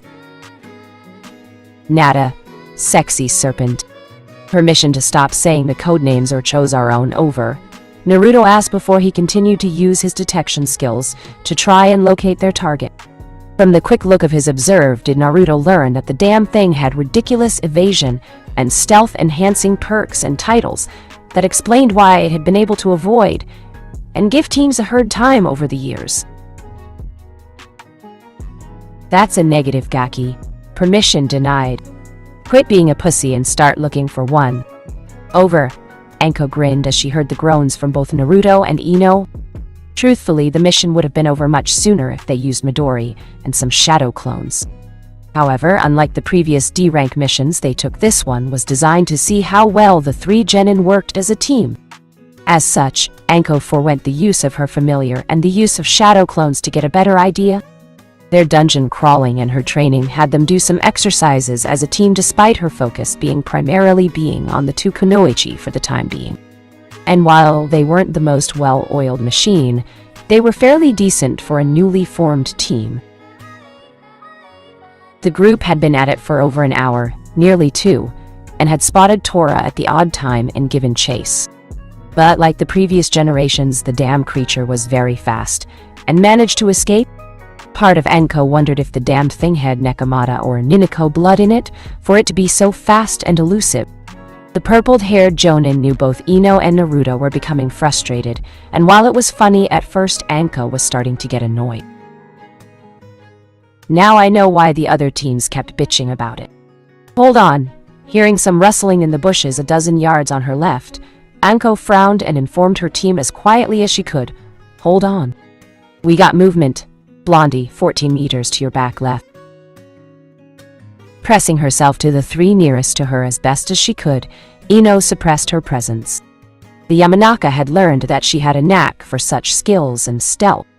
Chancing a peek in the direction indicated, sure enough she spotted their target and informed her team, "This is Blondie. I've got a visual on the target. Proceed as planned. Over." Finally, Naruto smirked as an opportunity presented itself. The damn feline wasn't getting away this time. Signaling his ninkin over, both males quickly and as stealthily made their way towards their respective locations. This is Gaki. Hato and I are almost in position. Over. Good. Keep low. Pale Eyes, can you confirm that's our target? Over, Anko asked Hinata. Hi. I have a visual, Hinata responded and focused her attention on the cat. Red ribbon in her ear, brown fur. It's Tora. Over. Good, whenever you're ready, kiddos, Anko would let them deal with the matter. She wouldn't always be there to babysit them after all, and needing to development their own way. Blondie, Pale's eyes, are you two ready? Naruto asked and got confirmation from both of them. On my mark. Now? Naruto suddenly burst forth from his hidden location and made a mad dash to the target. The blonde-haired ninja was determined not to let the annoying feline escape from them this time. However, Tora was just as determined not to be captured again, and ran like the wind in the opposite direction at frightening speed that outmatched Naruto's Not this time, Naruto snarled as he saw the cat speed up. Hado, now! Berk, an enlarged Hadamaru pounced out from his location. A special technique he had learned a while back from Midori. The suddenness and incredible size of the potential predator before her deeply frightened Tora and forced her to run elsewhere. Hadamaru, however, gave chase and snapped at the annoying and frightened creature. Hado, don't eat her! Naruto's exclamation frightened the cat. Certainly he didn't care for the little pest and accidents happened, but with him only being 100 points short of reaching level 25 after 5 weeks of getting virtually no exp, Naruto had no intention of failing this missing, no matter how satisfying it would be to get rid of the pain in the ass cat. Tora continued to run away from her potential captors and adopted another tactic as she began to run up a tree. The cat thought the idea clever but didn't get far as she was soon blocked by a pale-eyed and indigo-haired girl. Tora cursed herself as she remembered that ninja could easily climb trees as well as any cat. Once more, she changed direction as the girl lunged at her. The cat narrowly evaded capture as she felt the girl's hand brush against her tail before she fell to the ground and into the blonde boy's awaiting arms. Bark! The deep sound of the dog forced Tora to pump her legs even faster, as she ran even faster. The ribbon-wearing cat fled downwards onto the ground as the muscle-bound brute sailed over her. With the genin otherwise preoccupied or far behind her, Tora felt a sense of relief as she ran away to freedom. Shinten-shin no jutsu, mind-body switch technique, Ino declared before her body slumped forward. The girl's mind subsequently entered that of the rebellious feline and overpowered the cat's will with her own as she took control. Ino Tora remained still as her team surrounded the possessed cat. Naruto bound the cat's limbs as tightly as he could. As Ino left the body, Hinata delivered a minor Jukin strike for added measure that would temporarily knock the feline out and give them enough time to bring her back to the Hawkage Tower and to their client. Not bad, decent strategy, if a tad flawed but not bad kitties. Anko congratulated. Is it bad for me to kinda wish Hado ate her, though? Arf! The small ninkin made a gagging motion. Chasing cats were one thing, but eating them was not on his to-do list. Way to moo much fur. I still can't believe this little guy can do that. Ino was still marveled by how effective the ninkin was despite Naruto, not knowing any Inuzuku techniques. Seeing the small and cute little guy transform into a deadly and strong beast of a dog was something to see. But then, the ninkin had saved her ass during her first dungeon crawl. Anko hadn't been happy by the interference of a valuable life lesson, but the ninkin's instincts to protect overruled it. Good boy, Hadamaru-kun. Hinata smiled as she petted the dog. The little ninkin all the while was loving the affection and praise. Alright, enough touchy-feely shit. Let's head back to the tower and get this over with.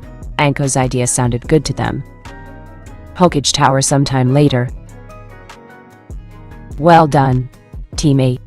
And while 1 hour and 56 minutes isn't the fastest record, not many fresh out of the academy graduates can boast such an accomplishment when it comes to this mission. Hiruzen congratulated the 3 Jinin, Jonin, and Ninkin. All the while, the pain of the mission was being smothered to death by it over affectionate owner. Its struggles proving fruitless. No wonder Tora runs away. All 3 Jinin, 1 Ninkin, and a Jonin instructor thought as they observed the way the women handled her pet. Oh, Tora-chan, Madam Shijimi gushed as she rubbed her cheek against her beloved squirming cat. Thank you once again, Hiruzen. The woman graciously expressed her gratitude towards her longtime friend as well as paying him. Once again, Hibaku-kun invites you to the capital for tea when you get the chance. I'll visit when I can, Madam Shijimi, Hiruzen answered with a smile. The fire daimyo's wife, however, had a sour look on her face. Saratobi Hiruzen, how many times have I told you to simply call me Shijimi? She gave a mock glare before sighing. Honestly, you never change. Apologies, Madam Shijimi, apologized with a bow towards the regal woman. Madam Shijimi merely shook her head at the man before she was on her way once more. Quest completed. Capture Tora the Hellcat. Main quest. Capture Madam Shijimi's pet cat. Tora, accomplished. Side quest. Capture Tora under 1, 2, or 3 hours. Accomplished. Second. Side quest. Capture Tora. Under half an hour. Failed. Total rewards. 2015% QB. 2,000. 300 XP. 8,000. Rio. 200. Reputation. Madam Shijimi. 100. Reputation. Ki Kanoha. 100. Reputation. Tora. Congratulations! As a result of reaching level 25, you can now choose a specialization. Congratulations! Your level has increased by 1. Status window. Name: Uzumaki. Naruto. Job: Genin. Level: 25, next level. 2.3%, 100%. HP: 9,327.15. 350 I-Do perks, UQ9, 694.65. CP: 17,022.5, Adder 625. Perks, QA 17 Taus. Star, 67. Vit, 281 Tent, 291. End, 379. 15 Tu Chi Chow, 394. Dex, 74. 11 to 2K 75. Int, 50. Wiz, 31. Cha, 16. Look. Def, 25. Attribute points, 2003 to 23. Ordinary, perk points, 1. Special perk points, 1 equals 2. Naruto was ecstatic on multiple fronts, and it took all his willpower to not make a scene that would embarrass himself and the team. And Anko's ire in the process and keep cool. Now then, teammate, if you wish, we have a few missions left for you to choose. Tsukiwa-san needs someone to look after her children for a few hours. Itsuki needs someone for manual labor around the house. Tora-chan, come back! Madam Shijimi needs a team to recapture. Tora, he chuckled. No, and hell no. Naruto had enough of this. I'm done. No more of this crap, GG. We're trained to be ninja, yet all we've been doing are chores. How the hell are we gonna improve if we don't do anything challenging? I've done 30 D rank missions, so technically speaking, I'm allowed to take on a C rank mission now. Naruto, watch your tongue, Iruka admonished his student. Can't, sensei. It's in my mouth. He smirked and stopped the man from saying anything further. Lame, was what both Ino and Anko thought. It was quick but it wasn't very good. Regardless of your accomplishments, Naruto, you're not ready. C-rank missions, Iruka began. Yeah, the Gaki's done that too, Amino. Took care of a Nabuta a couple of months back, Anko revealed. What the hell? When did this happen? Ino was known for her gossip and being up to date with rumors and whatever captured her fancy. For her not to know that Naruto accomplished such a task had her wonder if she was slacking up on her gossip gathering. But Umino's right. We ain't quite there yet, in a couple of weeks perhaps, but not right now. Besides, There's a few things I want to teach you 3 before we tackle a C-rank mission. All 3 could only gulp at her look and wondered what contest in hell did they unfortunately win. Oh make. TMI, Madame Shimji. The fire daimyo's wife, however, had a sour look on her face. Saratobi Hiruzen, how many times have I told you to simply call me Shijimi? She gave a mock glare before sighing. Honestly, you never change. Apologies, Madame Shijimi apologized with a bow towards the regal woman. Madame Shijimi merely shook her head at the man before she made to leave once more. Gigi. Hiruzen sighed. Kanahamaru. How many times do I? The occupants of the room were curious by the man stopping, and a quick look at the Hokage's grandson answered, Why? Gigi, what's with this book I found at home? It's weird, said the honorable grandson of Konoha. Young man, you put that down right now. Poor choice of words on his part, as Madame Shimji was the closest to Konohamaru and picked it up. Ooh, I know this edition. Haibaku-kun and I actually tried page 69. The woman had a blushing and gushing look as she recalled the memory. Anko had the exact opposite look, and the moment the daimyo's wife left the room, she couldn't hold it in any longer. Well, I'm off me fucking dinner for the next bit. Why? A confused Naruto asked. Hey, what the hell? Feeling particular evil, Anko snatched the book from Hiruzen's desk and flipped through the pages before she found the chapter Shimji mentioned. Read here. Anko! Shush you! Anko barked at Iruka. Naruto ignored both of them, and from over his shoulders, both Hinata and Ino read along with him. But as they finished the passage, Naruto instantly regretted not listening to his gut. Seriously, people do that? Ino's face was scarlet as her mind tried to comprehend what she just read. Hinata, however, could not articulate a proper thought. That she had not fainted was a miracle.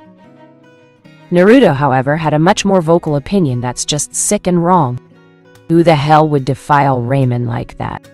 Why the hell would someone want to eat food that way? Anko merely snorted. Say that again when you're older. And this is nothing, trust me. You don't want to know what they do to the cinnamon buns in the next page. Hinata somehow managed to turn multiple shades of green, white, and red at the comment before her whole world went dark. I really should have expanded the selection process for new Jonin. Hiruzen could only lament the complaints he'd get from the Yamanaka and Hyuga clans. Status window. Name: Hyuga Hinata. Job: Genin.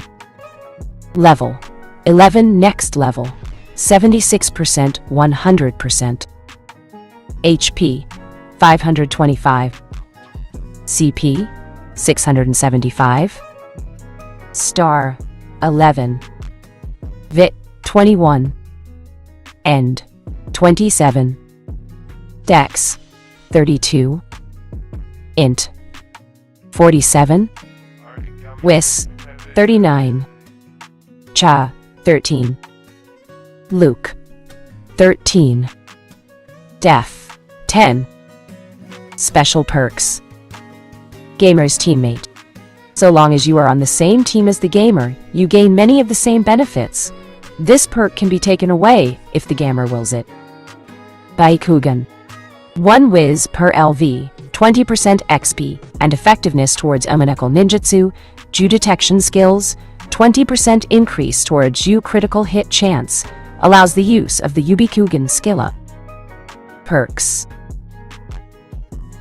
Main family lineage.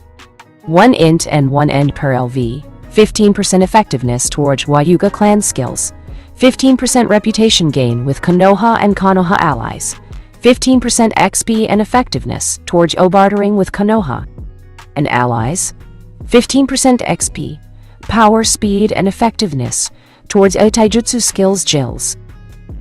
Titles. Novice, Jukin, Practitioner, 1 end per LV, 20%, exp and effectiveness towards Utaijutsu skills and Uchakra control skills. Novice, Medical Practitioner, 1 whiz and 1 int per level, 20% XP, power, and effectiveness towards medical-based skills and items and herbalism skills. Flaws, debuffs.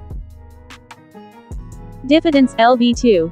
Minus 20% towards attributes, minus 20% express, power, speed and effectiveness towards skills, benefits of titles and perks reduced, flaw may become permanent if progressed too far. Description. Hinata is a very kind but very shy young girl who comes from one of Konoha's 4 noble clans.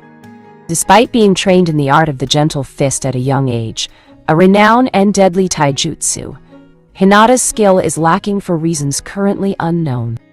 While not one of the best students in the academy, Hinata is still one of the more intelligent students. While most of the girls in her class are infatuated with Sasuke, Hinata is attracted to someone else. Her love for cinnamon rolls is said to rival Uzumaki, Naruto's love for ramen. Attribute points, 0. Common perk points, 0. Special perk points, 0. Status window. Name, Yamanaka Ino. Job, Genin. Level, 12. Next level, 63%, 100%. HP, 425. CP, 525. Star, 10. Vit, 17. End, 21. Dex, 36. Int, 46. Wis, 35. Ja, 43. Look, 18. Def, 10. Special perk. Gamer's teammate. So long as you are on the same team as the gamer, you gain many of the same benefits. This perk can be taken away if the gamer wills it. Yamanaka lineage, heiress 2 cha per LB, 25% effectiveness towards Yamanaka clan skills, 25% reputation gain with Konoha and Konoha allies, 25% XP and effectiveness towards bartering with Konoha and allies, 15% express, power, speed and effectiveness towards lightning-based skills and items, 25% towards mental-based tolerance, 5% XP increase from quests. Perks. Natural Grace. LB1. 1 dex per LB, 15% effectiveness towards movement speed and evasion, 15% effectiveness towards speed-based skills, 15% effectiveness towards acrobatic fighting style. Titles. Journeyman, Botanist. 1 Whiz, 40% XP and effectiveness towards U detection skill. Locate Flora, 40% XP and effectiveness towards herbalism skill, 20% power and effectiveness towards skills. When fighting in flora-based monsters, 20% chance of double loot occurrences when picking flora-based items. Future Femme Fatale. 1 cha, 20% XP and effectiveness towards seduction skills and bartering skills, 10% power and chance towards critical hits. Description. Though not as intelligent as her rival, Sakura, Ino is still one of the top students at the academy. Ino is talented in her clan's teachings, but due to her attitude and infatuation with Sasuke, she isn't as far or as proficient as she should be. Ino is notorious for her gossip and fashion sense. Very little happens in the academy that she doesn't know about. Attribute points, 0. Common perk points, 0. Special perk points, 0.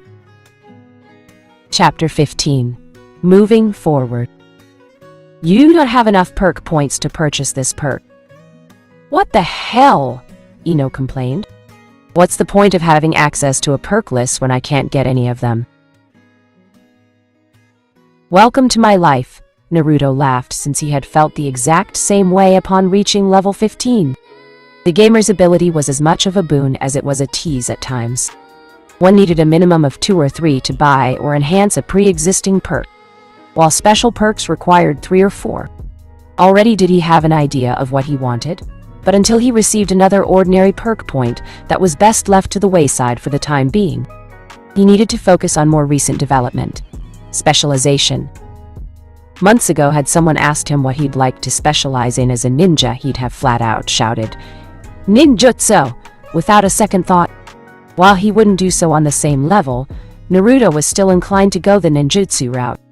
It made sense when he thought about it. My high-end boost ninjutsu power, and I already have one perk geared towards ninjutsu boosting. And that's what a person's specialization did. It enhanced any title or perk that person had that was related to their specialization beyond their base. Choosing a specialization in ninjutsu increased perks by increments of 5% and 10% for titles at the lowest level. And as the perk and title increased, so did the offered boost. But was it worth it? Would it make that much of a difference? Naruto only had one perk that made his ninjutsu more powerful than one his age and level. Doing so now would give him a 20% boost. But would it be worth it? Hey, Naruto, I gotta ask. Of course the Gossip Queen would be the one to cut him off from his thinking. Shoot. Much. As I enjoy your ability and its weird rules, you ever wonder how or why you got it in the first place? The question brought pause to them all. I mean, I've never heard of a bloodline limit like this before. And I'm pretty sure something this powerful would have come into play at some point in history. Not unless it's a tight-lipped secret, Blondie, or the previous bearer died before they reached their full potential and hasn't manifested in anyone since. Anko chimed in, however. She does have a point, Geiki. You ever wonder where this came from? Pretty sure this ain't no normal Kekkei Genkai, or even a Kekkei Tota for that matter. Unfamiliar with the word, all three genin asked. Kekkei Tota? Higher form of Kekkei Genkai. Immensely rare to have, Anko replied. Orochimaru himself had a theory that Senju Hashirama's Mokuton fell more into that category, contrast to the popular opinion of it being a unique Kekkei Genkai that never manifested in his descendants. So, you're saying this is something beyond that? Naruto played along. Maybe. Anko shrugged. Not an expert in the field, so I can't give an honest answer. But it is something to think on. Quest alert! The origin of the gamer's power. Main quest. Discover where your ability came from. Side quest. Potential rewards. Main quest completion. Side quest completion. Accept. YN. Special note. If you accept this quest, you will set off a chain of events outside your control. Accepting this quest can lead to untold rewards and consequences depending on your actions. Upon accepting this quest, it cannot be abandoned. This quest and its rewards are unique to you only. Recommended level. Minimum of 50 Yai. Recommended party level. Minimum of 35. Yipes. Naruto thanked whatever or whoever was keeping an eye on him. Outside of video games, minimum level for a quest was a new experience. And minimum doesn't mean I'll succeed. Past experience had him remembering that just because he met the requirements didn't mean he'd succeed or have an easy time accomplishing this quest. From what Naruto noticed, thanks to his improved observe, most ninja that were level 50 were Takubetsu Jonin, with a very odd Jonin since most Jonin were above level 60. Anko was one of the few cases of being a Jonin and not meeting the average level. But then her flaw comes into play. Naruto could only wonder what kind of boost she'd get if that was somehow removed. What were you looking at getting anyway? Anko asked. Something to boost my endurance, Ino answered. Boost in your end would be helpful? Anko agreed with her student. Unlike Hinata and Naruto, or even Hato, Ino didn't have any perks or titles that increased her end.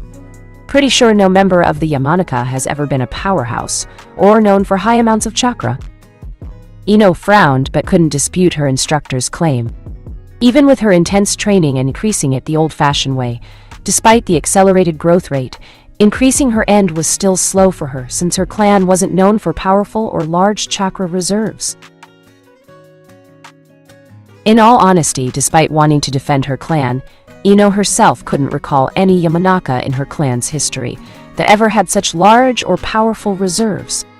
nor a member that really stood out individually. But then Ino recalled how the Yamanaka clan had never been famous compared to most other clans during the Warring States era, until they partnered up with the Nara and Akamechi. But unlike the Yamanaka, the Akamechi clan had been quite famous even before their union, which went without saying when quite a few cooked for countless nobles over the centuries, usually as the head chef, and could turn into giants. And it was one of reasons why they were one of the 4 noble clans of Konoha. The Nara, being who they were, did their best to stay out of the limelight with their above-average intelligence and strategic minds, and for centuries they did so successful until the odd duck that led them agreed to the partnership. Suffice to say that in the beginning, many at the time hadn't been too keen on the alliance despite never coming into conflict with each other, which was a rare but not unheard of instance. But it hadn't been a popular notion since it resulted in other clans gunning for them, and breaking off would only serve in having 2 other clans targeting them in addition. Smart and innovative as they were, and deadly as their techniques could be when called for, the Nara clan's members weren't powerhouses and were chronic layabouts. At least he was remembered, even if it wasn't all that fondly, she remembered Shika telling her. But forget that for now and bring up your status windows. Blondie, I believe you and Hinata just leveled up. Yep. Ino's ego rose. It took her 5 grueling weeks of back-breaking labor, but she was now at level 15. Wouldn't exactly celebrate. Your growth rate is better than before, but not as fast as the Gakis. The comment had Ino egos deflate like a leaky balloon. You realize that as a team, any XP we get is reduced, and we've been sticking to the zombie dungeon too. Naruto's comments only served to make Anko blush with embarrassment and earn her ire. She did forget that bit. You know what happens when you ruin my fun. The evil glint in her eye had Naruto mentally kicking himself. Besides, Phase 1 of my plan was to bring up their endurance and get them combat experience, so they can be ready for Phase 2. But bring up your status windows anyway, and tell me what you see. You mean aside from Naruto's VIT and END being ridiculously higher than all of ours combined? Ino snarked, and still felt that was bullshit. Okay, we've already established him as a stamina monster, so let's move on. What else do you see? Anko asked seriously. All power and little finesse, was Ino's earnest response. Bingo! His physical stats are high or crazy high, but not so much the ones that focus on brains. While you 2 are the opposite and have lower stats that are much more well-balanced. Now, windows up, Anko ordered once more. Status window. Name: Hyuga Hinata. Job: Genin. Level: 15, next level, 3%, 100%. HP: 825. CP: 1050. Star: 15. VIT: 33. END: 42. Dex: 43. Int: 58. Wis: 52.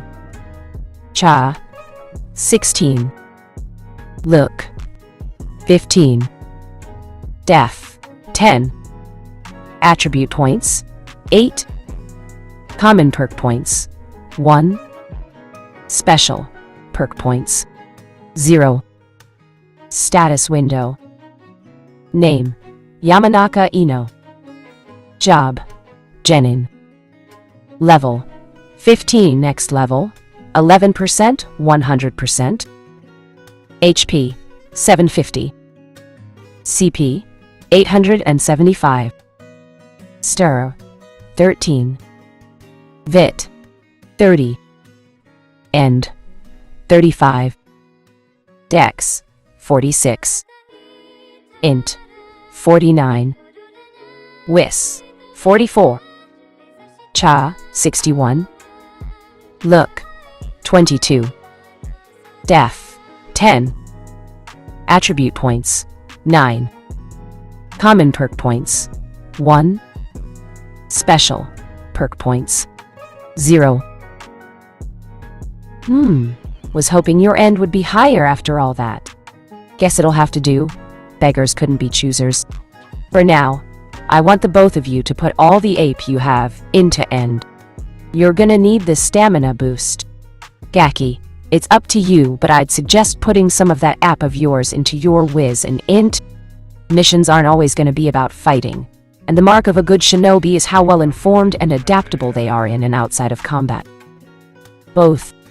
Kunoichi complied and felt some of the fatigue they accumulated over the course of the day wash away, while Naruto contemplated on which attribute he should place his own.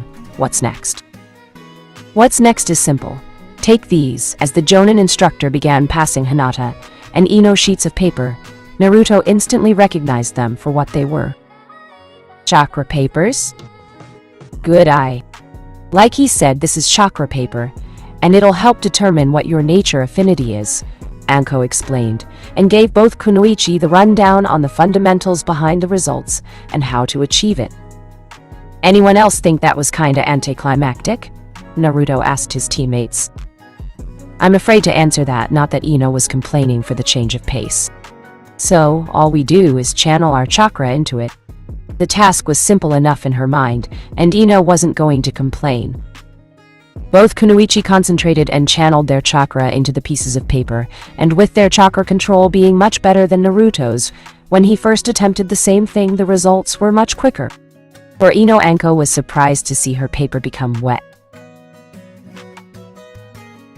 Due to her interaction with several Yamanaka, Anko knew that many in Ino's clan had a history when it came to having a lightning affinity, as they were mind manipulators, and the mind itself was powered and controlled via electrical signals. So, it came as a surprise that she would have the water affinity instead. But then, it wasn't unheard of either for a normally hereditary affinity to skip a generation.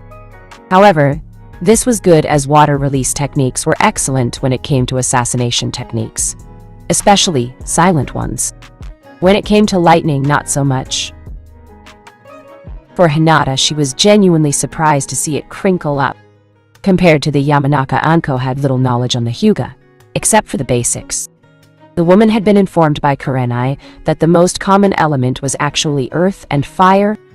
However, lightning release techniques required very precise amounts of control, and Hinata had the best control out of the entire group. Alright, we got a water user and a lightning user. Anko mused and frowned lightly. Unfortunately, I'm an earth and fire release user, so I can't help you all that much with your affinities. But on the plus side, you two have affinities that are great for very versatile and powerful combination attacks. Versatile? Ino asked. Lightning is considered by many as one of the most, if not the most powerful primary element because of its destructive capabilities. It was a debate that many still had to this day. The only problem is that lightning attacks are pretty much linear and hard to control which direction you want it to go in. With a large amount of practice, you'll be able to make it change direction, but even the experts of Reitan have trouble doing this. That's where water comes into play. Sutin is the most fluid of the elements and can change its direction on whim. Water's also a good electrical conductor, which means that combining lightning with it will make it stronger and more versatile. But isn't that good? Hinata asked. Here, Anko sheepishly scratched her head as she explained the problem. Yeah, but next to wind, lightning is kinda uncommon in Haino Kuni. Anko knew that were this Kaminari, no Kuni, it would be different. However, Konoha and Kumo still weren't on the best terms ever since the Hyuga incident. Relations were slowly on the mend, but many in Konoha were slow to forgive and forget. She didn't blame them. So, how do we fix this? Ino asked. She didn't doubt that some in her clan knew the odd elemental ninjutsu, but it was uncommon stuff. Her clan specialized in mind manipulation, making poisons and infiltration. Elemental ninjutsu, much like taijutsu, had never been one of her clan's fortes or more commonly practiced skills. Ano, my clan doesn't really approve of using anything other than our fighting style. Hinata held her head low and caused Anko to groan. It was no secret how much the Hyuga clan prided themselves on their famous gentle fist fighting style. which was understandable as it was a powerful and deadly fighting style. Learning medical ninjutsu was one thing, but learning another fighting style was something completely different. Despite its name, Anko heard that the Gentle Fist had several mid- and long-range techniques. Techniques that were both offensive and defensive, and all revolved around incredible forms of chakra manipulation and control.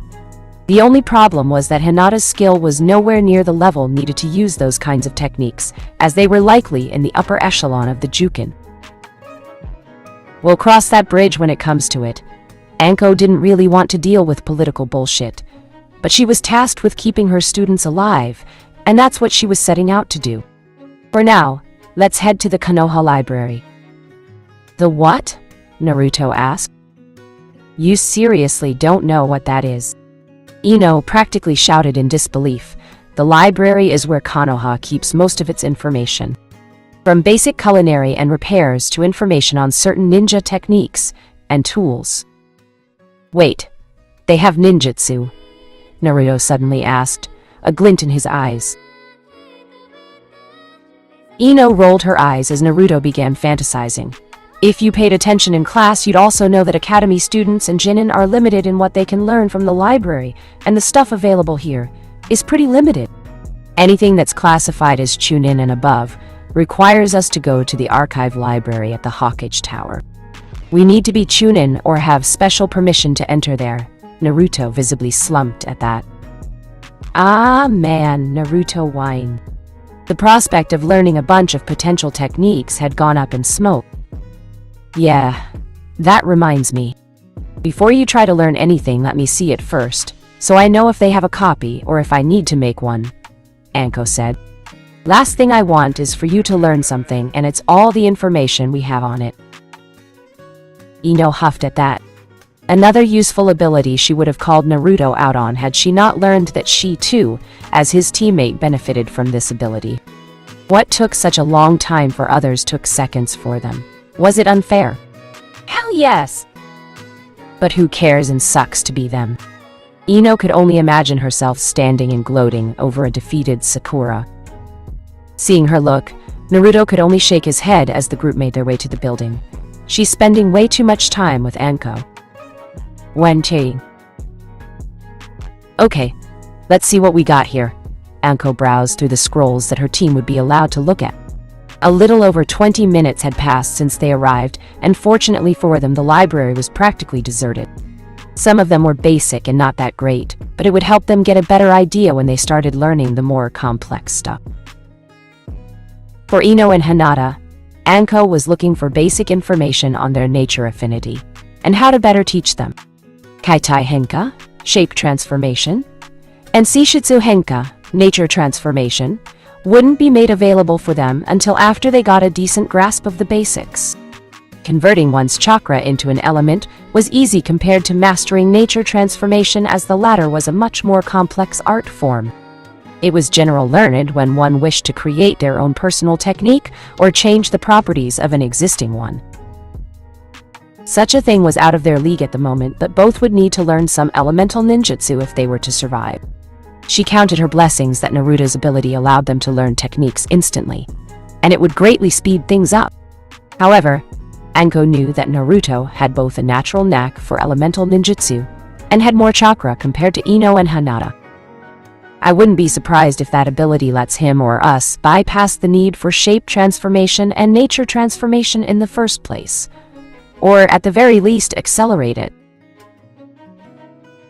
As she continued to look, Anko spotted a scroll that she knew would benefit Hinata. Novice Medical Ninjutsu. She took the scroll and gave it a once-over. Anko herself knew a bit about medicine, and some minor medical ninjutsu, but it was more so on less than serious injuries such as burns, cuts, bruises, and fatigue. The more advanced stuff she knew was on how to extract certain poisons and making antidotes than anything else. While the scroll held basic information on medical ninjutsu, Anko knew that even the basics of the art were very complex, and one needed a certain knack for it to go beyond the basics. As Anko continued her search for scrolls for Ino and Hinata, Naruto was looking through a series of scrolls himself. In this cases, the scrolls he was looking at were taijutsu ones. True, his fighting style focused on ninjutsu, fuinjutsu, and kenjutsu. But Anko said he really needed find a more advanced fighting taijutsu than the Academy one just in case. The only problem was that his choice was limited, and many of the taijutsu had requirements that he didn't fulfill or conflicted with his fighting styles.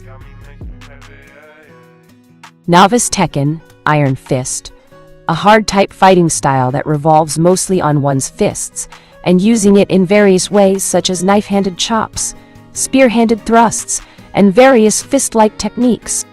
The style requires one to break, calcify, and strengthen the bones in their arms and fists to increase the effectiveness and power. Alternatively, a person with an earth affinity could channel Daten chakra to strengthen their arms instead. As a result, the moves would be more powerful, but they'd also be slower and slightly more predictable and sluggish until they reached a certain level. Nope. Again, and just like Hayate constantly repeated, unless the tactic was meant to fool the opponent, a ninja and a swordsman must constantly be moving. A slow fighter was a dead one. Honestly, Naruto was starting to get annoyed. That had been his 6th scroll. None of the scrolls he found felt right to him, or he felt would complement his fighting style. The last ones were known as Judo, Gentle Way, and Hikaken, Chop Hanging Fists. The latter one being based somewhat off the Hyuga's clan's Juken, Gentle Fist. The other problem with the one he just read was that while Naruto knew some earth release techniques, he didn't have an earth affinity that was also required, and he wasn't too keen on breaking his bones, even if would allow Hinata some practice. The fact that it relied heavily on punches and had little use of his legs was a no-go too. Fists were fine, and all but Hayate and Yugao had told him that a ninja used every part of their body as a weapon. Knowing Ino she'd have me owe her a favor every time I'd need healing, the girl had been asked to be the backup healer just in case. But Naruto didn't believe someone who was starting to develop their own sadistic streak should be in the business of healing others. It was nowhere as bad as Anko, but he had the impression she'd get there eventually the way they got along. Naruto didn't need another witch doctor on his ass.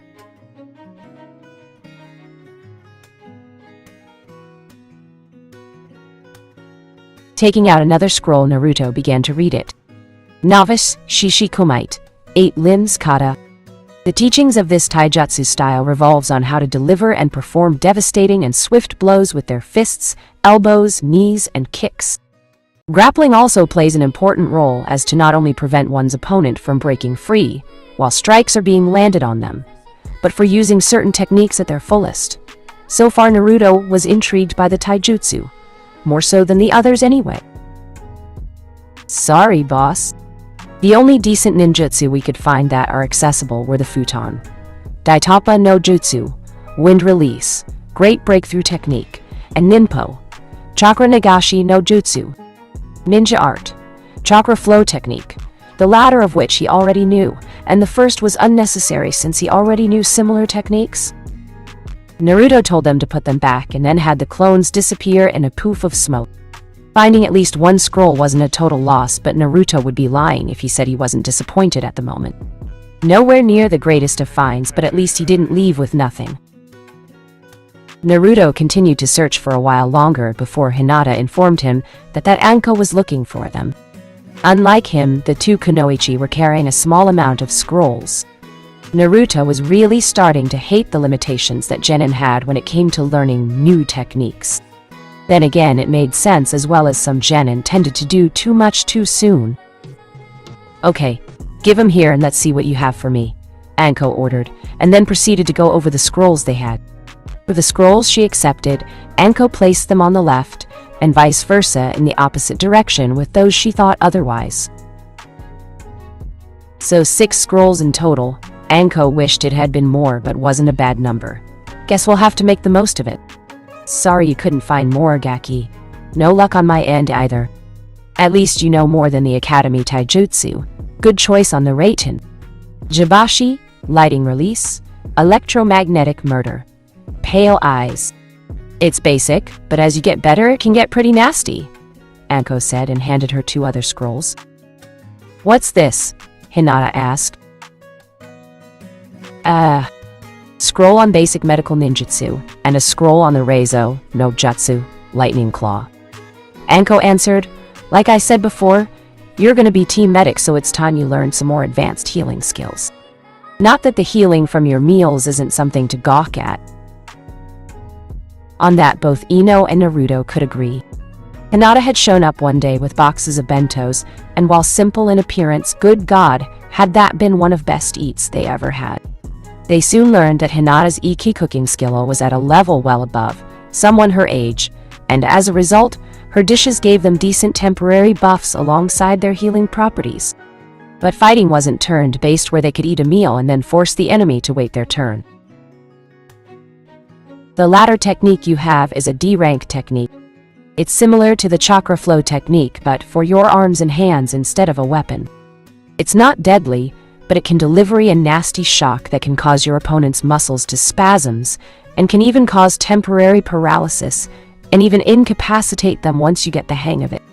It requires a good amount of control, so be sure you're up to it unless you want to fry up your arms. And what about me? Ino asked. For you, I got you a taijutsu style called Renkyaku, violent legs. Short and sweet version is that it has a high emphasis on speed, flexibility, and using your legs to attack, while using your upper body to help perform some moves. With your natural grace, I thought it suited you, Anko said. The woman also had the intent to teach her a bit of contortionism, as well as some grappling moves to complement the fighting style, too, for defensive purposes. Much like her former master, Anko's fighting style was based around speed, deception, and precision, compared to Naruto's power-based fighting style, despite learning and knowing the basics of the Konoha Kenjutsu Ryu. Of course, we're gonna have to increase your dex and Sara to make it more effective, but that means nothing if your body can't keep up with the strain, so make sure you continue to push yourself. Your perk will give you an easier time learning it, but we're still gonna have to work on your flexibility and speed. She grinned, and Ino began to worry. From the way the fighting style sounded, Ino had the impression her legs were going to reach untold heights of pain. Aside from that, I think you'll benefit from the Shisui, dead water, and Suben, water whip. The first is a technique that envelopes the victim's head with foul water, but it requires a fair amount of control and physical contact with their head. Break it, and the technique will fall apart. Over time, you might be able to turn it into poisoned water. The second's a mid to long range technique meant to ensnare your opponent, but it works better when used alongside lightning techniques or with a group. There are a couple of others, but focus on mastering those first. Anko finished her explanation. Wouldn't it make more sense to learn them now alongside the other ones? Ino asked.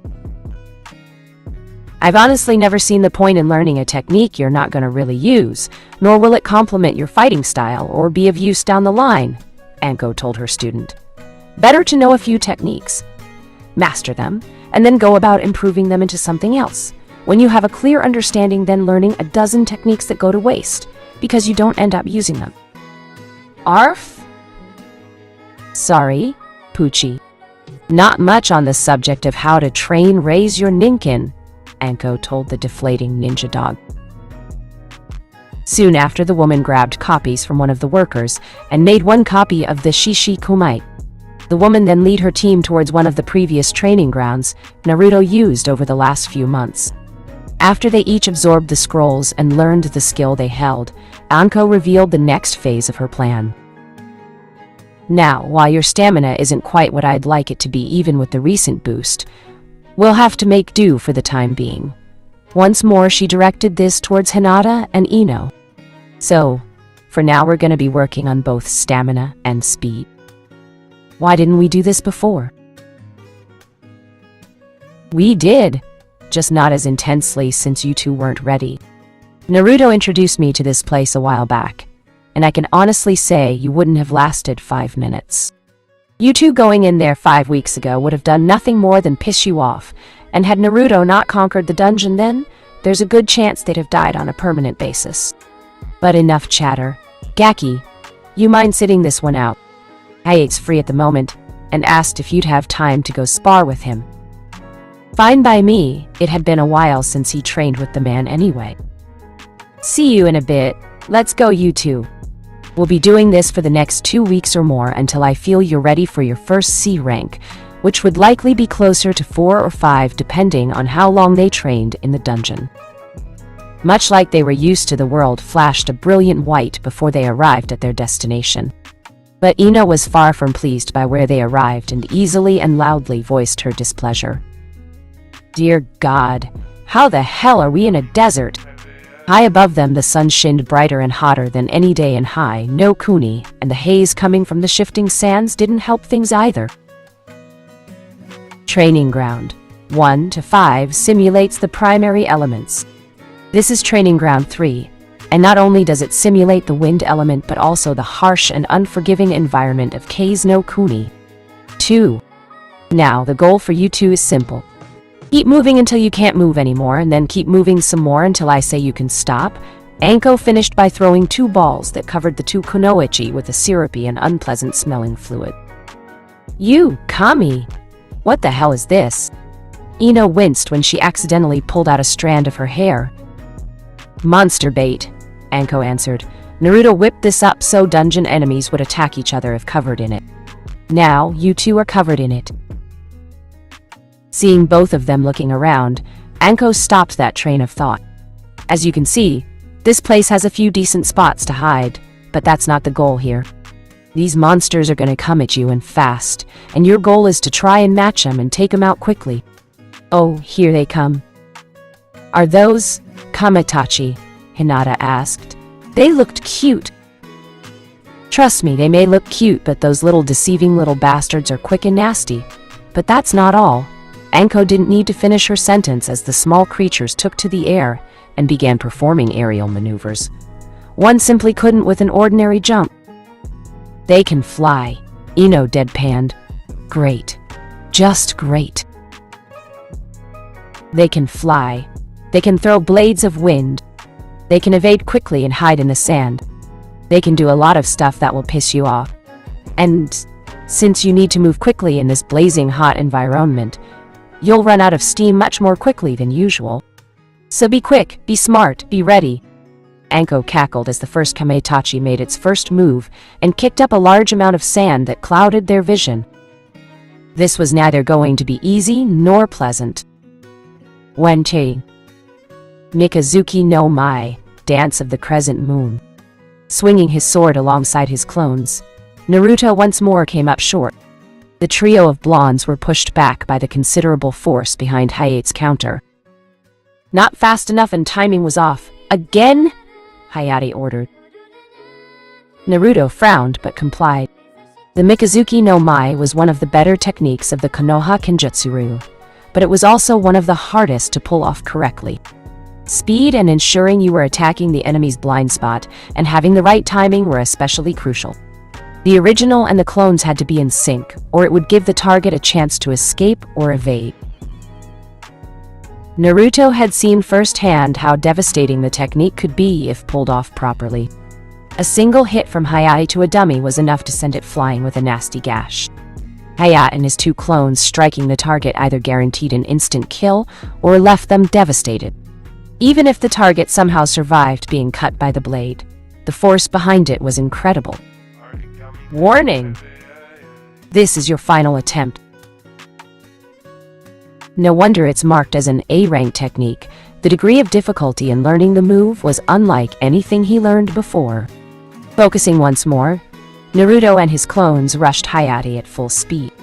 But even with the use of Hayagake, Rapid Run, and him pushing himself to his absolute limit, he once more ended up back to where they began.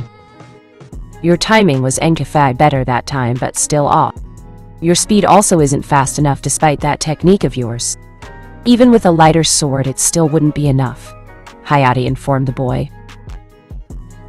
Naruto sighed and ignored the failed message quest, pop-up floating invisibly in front of Hayate's face. The message was a rare occurrence, but still not one he'd like to see.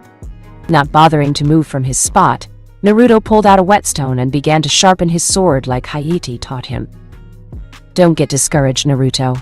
It took me years to get the technique down, Hayate told him. But Naruto gave the man a look. You're humoring me, aren't you? Yes. Well, you suck at it, Naruto told him, and went back to sharpening his sword. Not everyone is a prodigy. Just like not every style or weapon is meant for one particular person. How else would have other schools been founded? I guess it made sense, Hayate-sensei. What made you want to specialize in Kenjutsu anyway? Why the Akofe sudden interest? Hayate asked in return. No real reason. I mean, a lot of ninja begin to specialize in something at some point. I was just wondering what I should specialize in, Naruto answered. The swordsman couldn't help but cock an eyebrow at what he believed was obvious. Weren't you interested in ninjutsu? Yeah, but isn't that too predictable?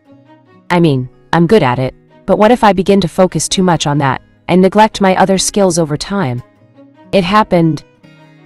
First of all, Anko and I would never allow that.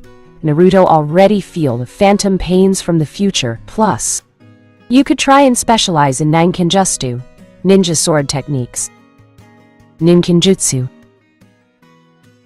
It's when a shinobi specializes in a fighting style that blends both ninjutsu and swordsmanship into one. Hayate elaborated.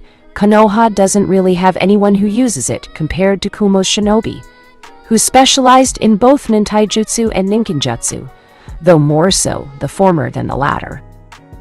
But don't we use ninjutsu while doing sword techniques? What was the point then? Hayate shook his head. Not exactly.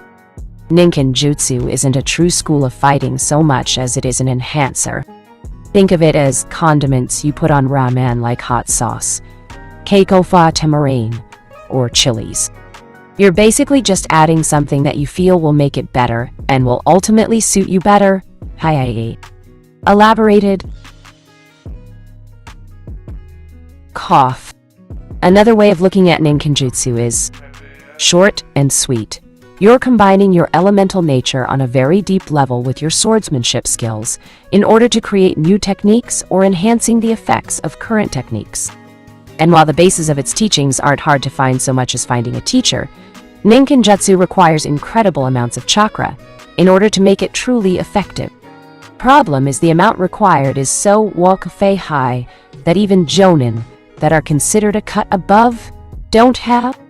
It's not easy to use as you're condensing your chakra, converting it to your elemental affinity at the highest possible level, and covering your weapon and yourself in it, though more so the weapon.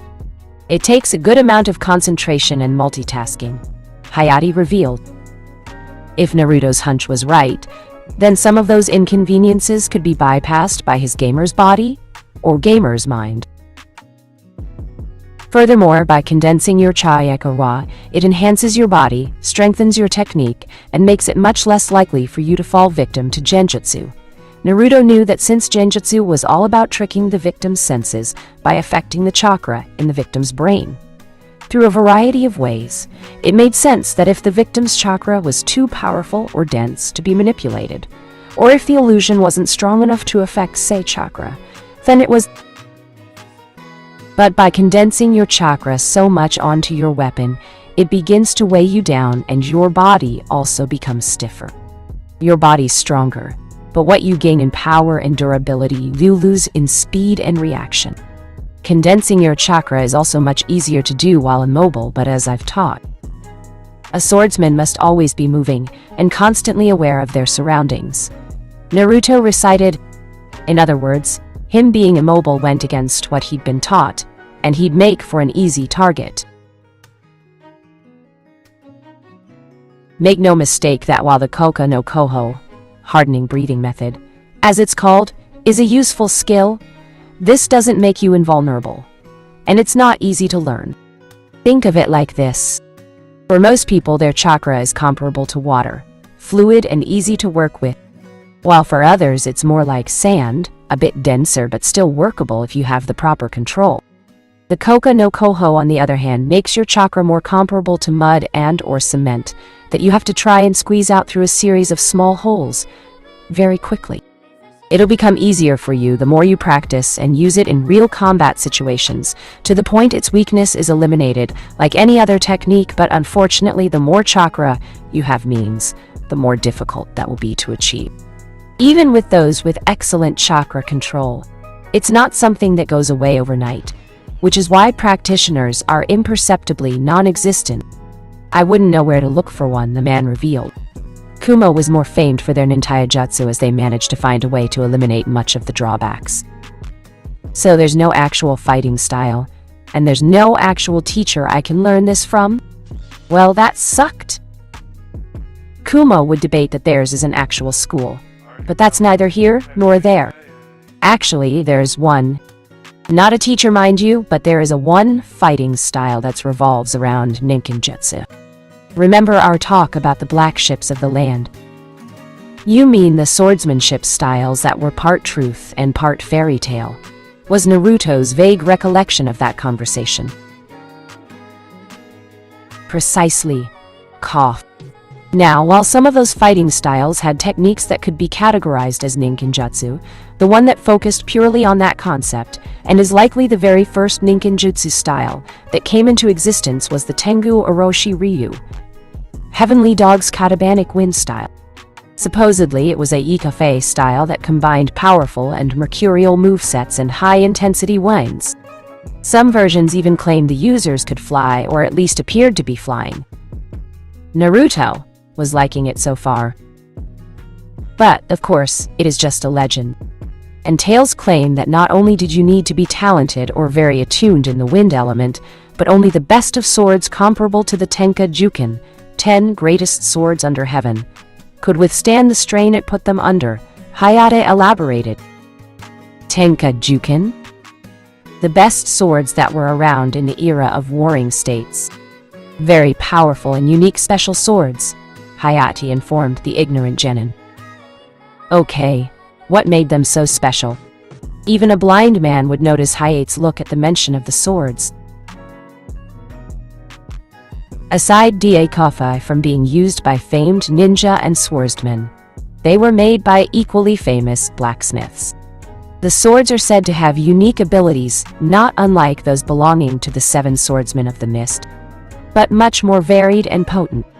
But aside from a few exceptions, I wouldn't really call what they have swords: a roll of exploding paper, a blue grater taller than a man, and a hammer and axe weren't swords in not only Hayate's opinion. Anyway, much like the Wep Ikeons belonging to the 7 swordsmen, few have ever been able to make swords that rival the Tenka Juken. Not surprising, as some stories say, that they were all made from unique chakra metals and from master smiths that you can't find in this day and age. Some were believed to have been made from Hihirokani, brilliant scarlet metal, the rarest and most sought Enkoi after of them all. And what's so special about that? There are 3 top chakra metal ores in this world: Hihirokani, Yosokani, elemental metal, or elementium kawafa, as some call it, and Congo cane, adamant metal. This sword I'm carrying has been in my family for generations. The sword's worth, because of its history and who Ie Kafa made it brings it close to 500,000 ryo, and that's from a mixture of tamahagane and basic chakra metal. Naruto blinked at the reveal. Talk about a pricey sword despite its unassuming appearance and average length. A sword made from elementium or adamant will never dull, will never break, will never rust, and at a minimum is worth almost 50 times more than my family blade. Longer and thicker blades are even more expensive. Swords like that are enough to set you up for 4 or 5 generations of luxury. Hihirokane is the best one of the 3 in a weapon made from that metal, and shaped into a weapon of the same size as the other 2 is easily 2 or 3 times more expensive. Binding Hihirokane is a task unto itself. And even if you have the astronomical luck of finding some, it can only be forged into weapons using special methods. The art of doing is pretty much a dead one, and those who know it are either very tight-lipped or no longer with us. What I would give to at least hold one in my hands. Hashirama-sama and Madara-sama had such swords, but both of them became lost. Who? The comment earned him a smack on the head. The founders of Konoha. I meant the second one. Hashirama he knew about, but at the mention of Madara, Naruto drew a blank. Hashirama-sama's greatest rival, and Konoha's first AG Kofa missing ninja, and a former head of the Uchiha clan. Hashirama-sama was said to have used Yawara Kaiti, tender hands, despite his skill as a swordsman being second to his younger brother. The blade was said that it would only cut when asked by the wielder. Hayate practically gushed at the mere mention of it. What's so great about that? Imagine a hostage and captor situation with the captor holding a kunai to the hostage's neck. You could use the sword to stab the heart of both of them at the same time, but only the captor would be injured. That last bit was actually pretty useful, Naruto had to admit. Now Madara-sama, on the other hand, wielded his family blade, Juchi Osamu, 10,000 Cold Nights, rumored to be a powerful but cursed blade that cut anything indiscriminately, and with the utmost ease. Although the man was known more for his use of the gunbai, it was mostly because he only ever used the sword against those he felt worthy, of which there were very few. It was said that unless you had a very strong will, even the smallest of cuts from it made you feel depressed, or as though you'd just been standing outside in the cold with nothing on. Regrettably, Tobirama-sama is said Ikofe to have hid Hashirama's sword when the Shodai died during the First Shinobi World War, and its whereabouts are believed to have become lost when he himself died years later. Juchi Osamu was deemed lost during the battle that resulted in the Valley of the End when Madara rebelled. I can vouch for that, a voice behind Naruto announced. Ah, will you stop that? Naruto shouted at the grinning Kunoichi that was Anko. Whirling around, Naruto saw the bemused face of his sword instructor. Why didn't you say anything? I wanted to see if you'd notice. Hayate shrugged. By the way, Anko, are they okay? Looking past his mentor, Naruto winced at the sight and could only say, So, should I ask? No. Comment. Ino managed to huff out a finish. She had been right. Her body was now feeling those untold levels of pain. God, she hated being right. Naruto would have said something along the lines of, Now you know how I felt, to the breathless blonde. But that would have been a lie. The dungeon had pushed him in terms of speed, and many a times he had to focus on finding the hidden flying rodents.